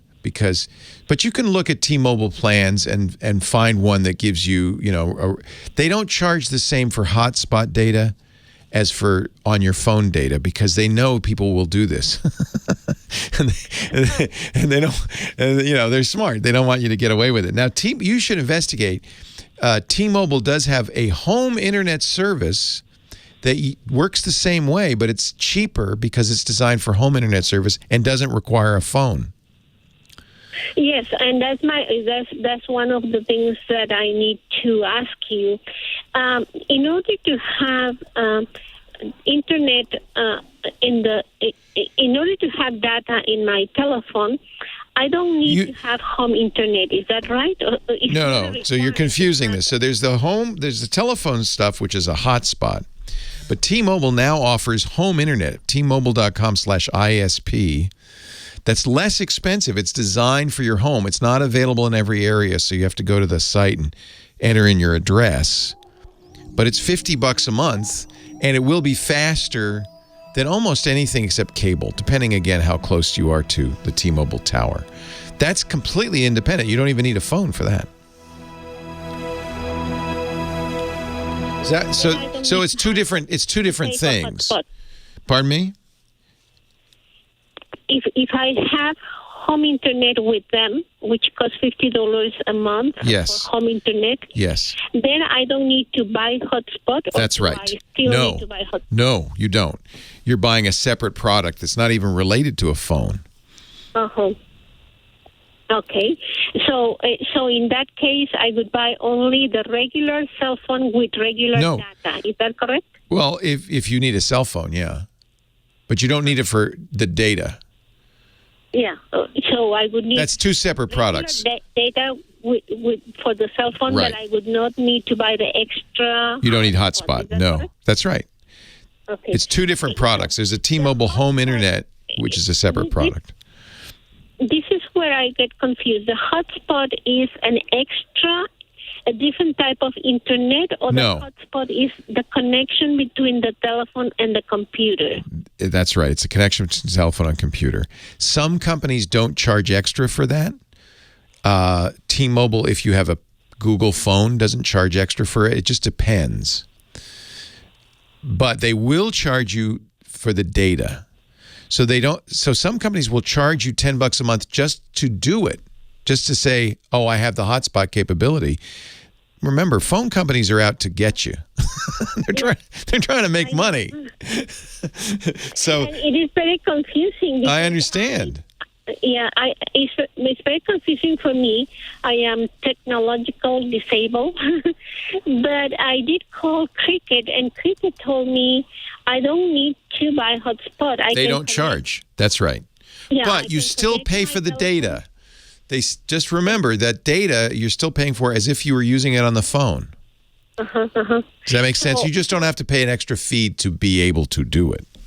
Okay, but not everybody does that. I am assuming because I have read the plans in T-Mobile, and they charge, as you said, about $10 extra for hotspot. So I am assuming they don't allow to connect the data to your laptop just from the data. You have to buy the hotspot. Is that correct? That's right. It won't have that capability. Mm-hmm. So it is equal to have as far as I don't know what it is, gigabytes or megabytes. I don't know about those things, but is it equal to the amount of internet I get if I buy data in my telephone? Excuse me. If I buy a cell phone with data and hotspot, or is it more data if I buy a cell phone with data without hotspot, but I buy home internet? What is more? What gives me more? Cell phone with hotspot is the most expensive.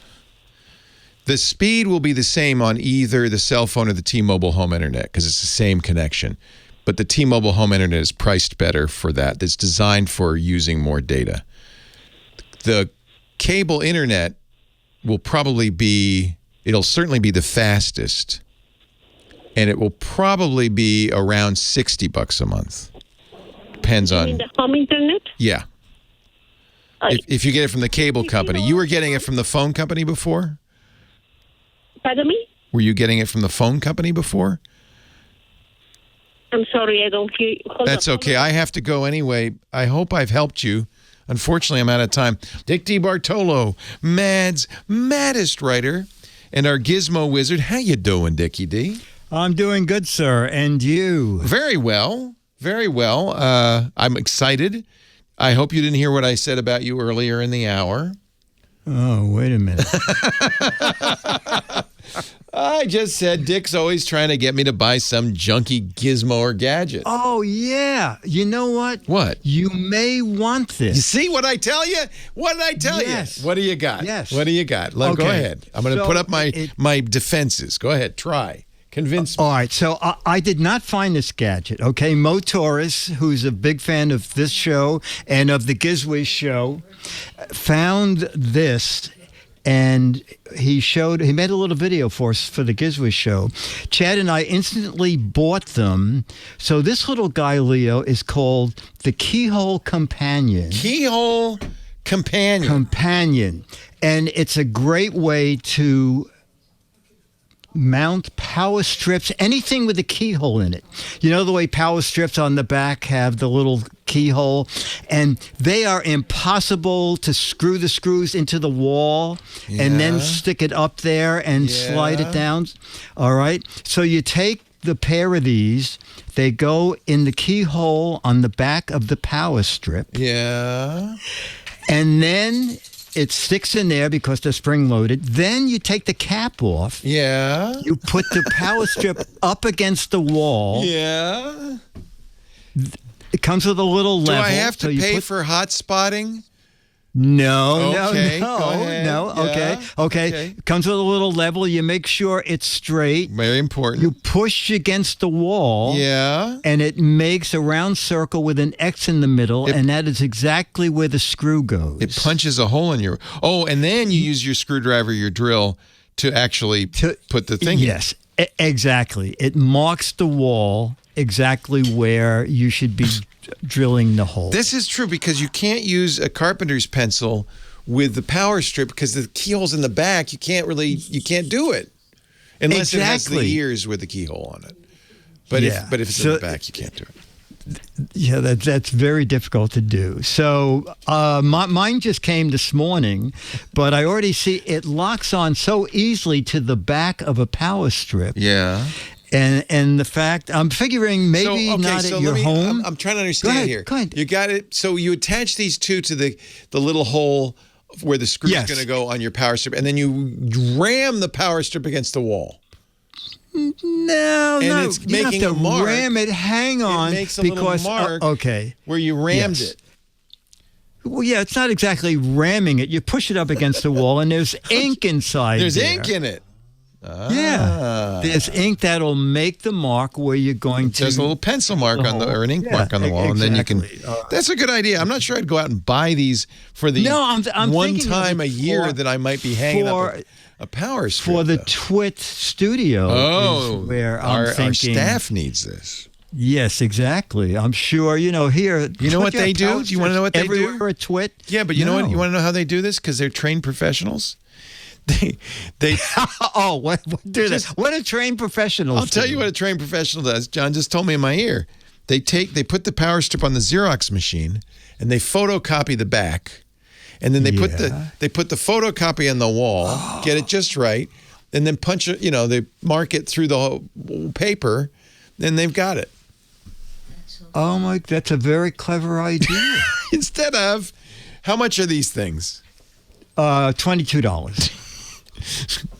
Okay. I'm just saying there's other ways to accomplish this. Okay. All right. No, I see. No, I like it. You actually bought them. You bought one. You like it? Yeah, because I think it's a good idea. Yeah. But I didn't think. Now, you think JMB would have told me ahead of time. Of course, I should point out a Xerox machine costs thousands of dollars. Yes, so exactly. You've saved some money here. Exactly. You probably don't have a Xerox machine at home. No, but a photocopier. I mean, your my scanner Epson, could do it. I can do my Epson scanner could do it. Yeah. Anyway, well, you're not as excited as I thought you would be. But I thought this is actually really clever. You know how this happens? Some guy has been doing this, and he goes, "There got to be a better way." He invents this thing. He probably long sleepless nights, many prototypes, and so forth and so on. And then he says, "I got to sell this. This is brilliant." And then he goes and he I don't know, what does he do next? He used to be, you'd go to quirky.com, right? And they'd help you make it. Yes. Now I guess actually you're right. I don't know what you do. You go to Chinatown and because no, I'm not. You think I'm joking? All the big Foxconn, everybody, all the big Chinese industrial manufacturers have offices in the cities. And you go and you say, I got a thing I want to make. Can you make this? They say, well, yeah, let me look at it. Yeah, we can make that. How much? $20. Okay. And then you go, they make a prototype. They send it back to you. You look at it. You go, that's good. Make those. Make 1,000 of them. So you don't physically have to go overseas. You don't have to go overseas to do it. They have a little office. That's a great idea. Yeah. So we'd do something like that. Okay. He was all excited. Where is he going to sell these? Ace Hardware? Well, he's selling on Amazon. Well, he sold 3. Chad bought 1, Mo bought 1, and I bought 1. and Xerox sold the machine. Good. Yeah, Xerox. Everybody should just go out and buy a $1,000 Xerox machine. So this is GizWiz. If you're interested in this, it's actually clever. It's interesting to see how innovative. Because I don't think a big company came up with this, right? It's some guy. No, I don't think so either. I think you're absolutely right. Yeah. Guy probably maybe has a gallery. and has a bunch of He has to pictures do a lot with of those keyhole things. Keyhole, maybe, And yeah. he figured, yeah. Gizwiz.biz, that's the website, gizwiz.biz. If this sounds good to you, but it's not just this. There's lots of gadgets there. There's lots of stuff. There's the What the Heck Is It contest, a chance to win. I got mine. Brand new autographed copy. Mad Magazine. We're playing for, that's the Exorcist edition of Mad Magazine. Yeah. You'll get it autographed by Mr. D himself. For correctly identifying a close-up of a gizmo or a gadget. There's lots of other great stuff there, plus the GizWiz podcast, which is at gizwiz.tv as well. Dickie D, all right, I'm going to call this one a draw. Okay. Because I got a Xerox machine, but you don't. This is a draw. But good Okay, gadget. very good. Gizwiz.biz. Thank you, Dickie D. Professor Laura, thank you for being here. Kim Schaffer, thank you. Micah Sargent for joining me. Thanks to all of you for listening in. Leo Laporte, the Tech Guy. Have a great Geek Week. Well, that's it for the Tech Guy Show for today. Thank you so much for being here.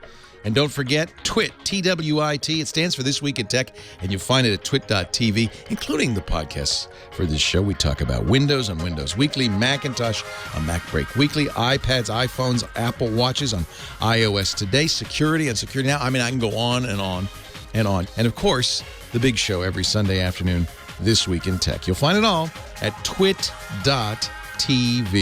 And I'll be back next week with another great Tech Guys show. Thanks for joining me. We'll see you next time.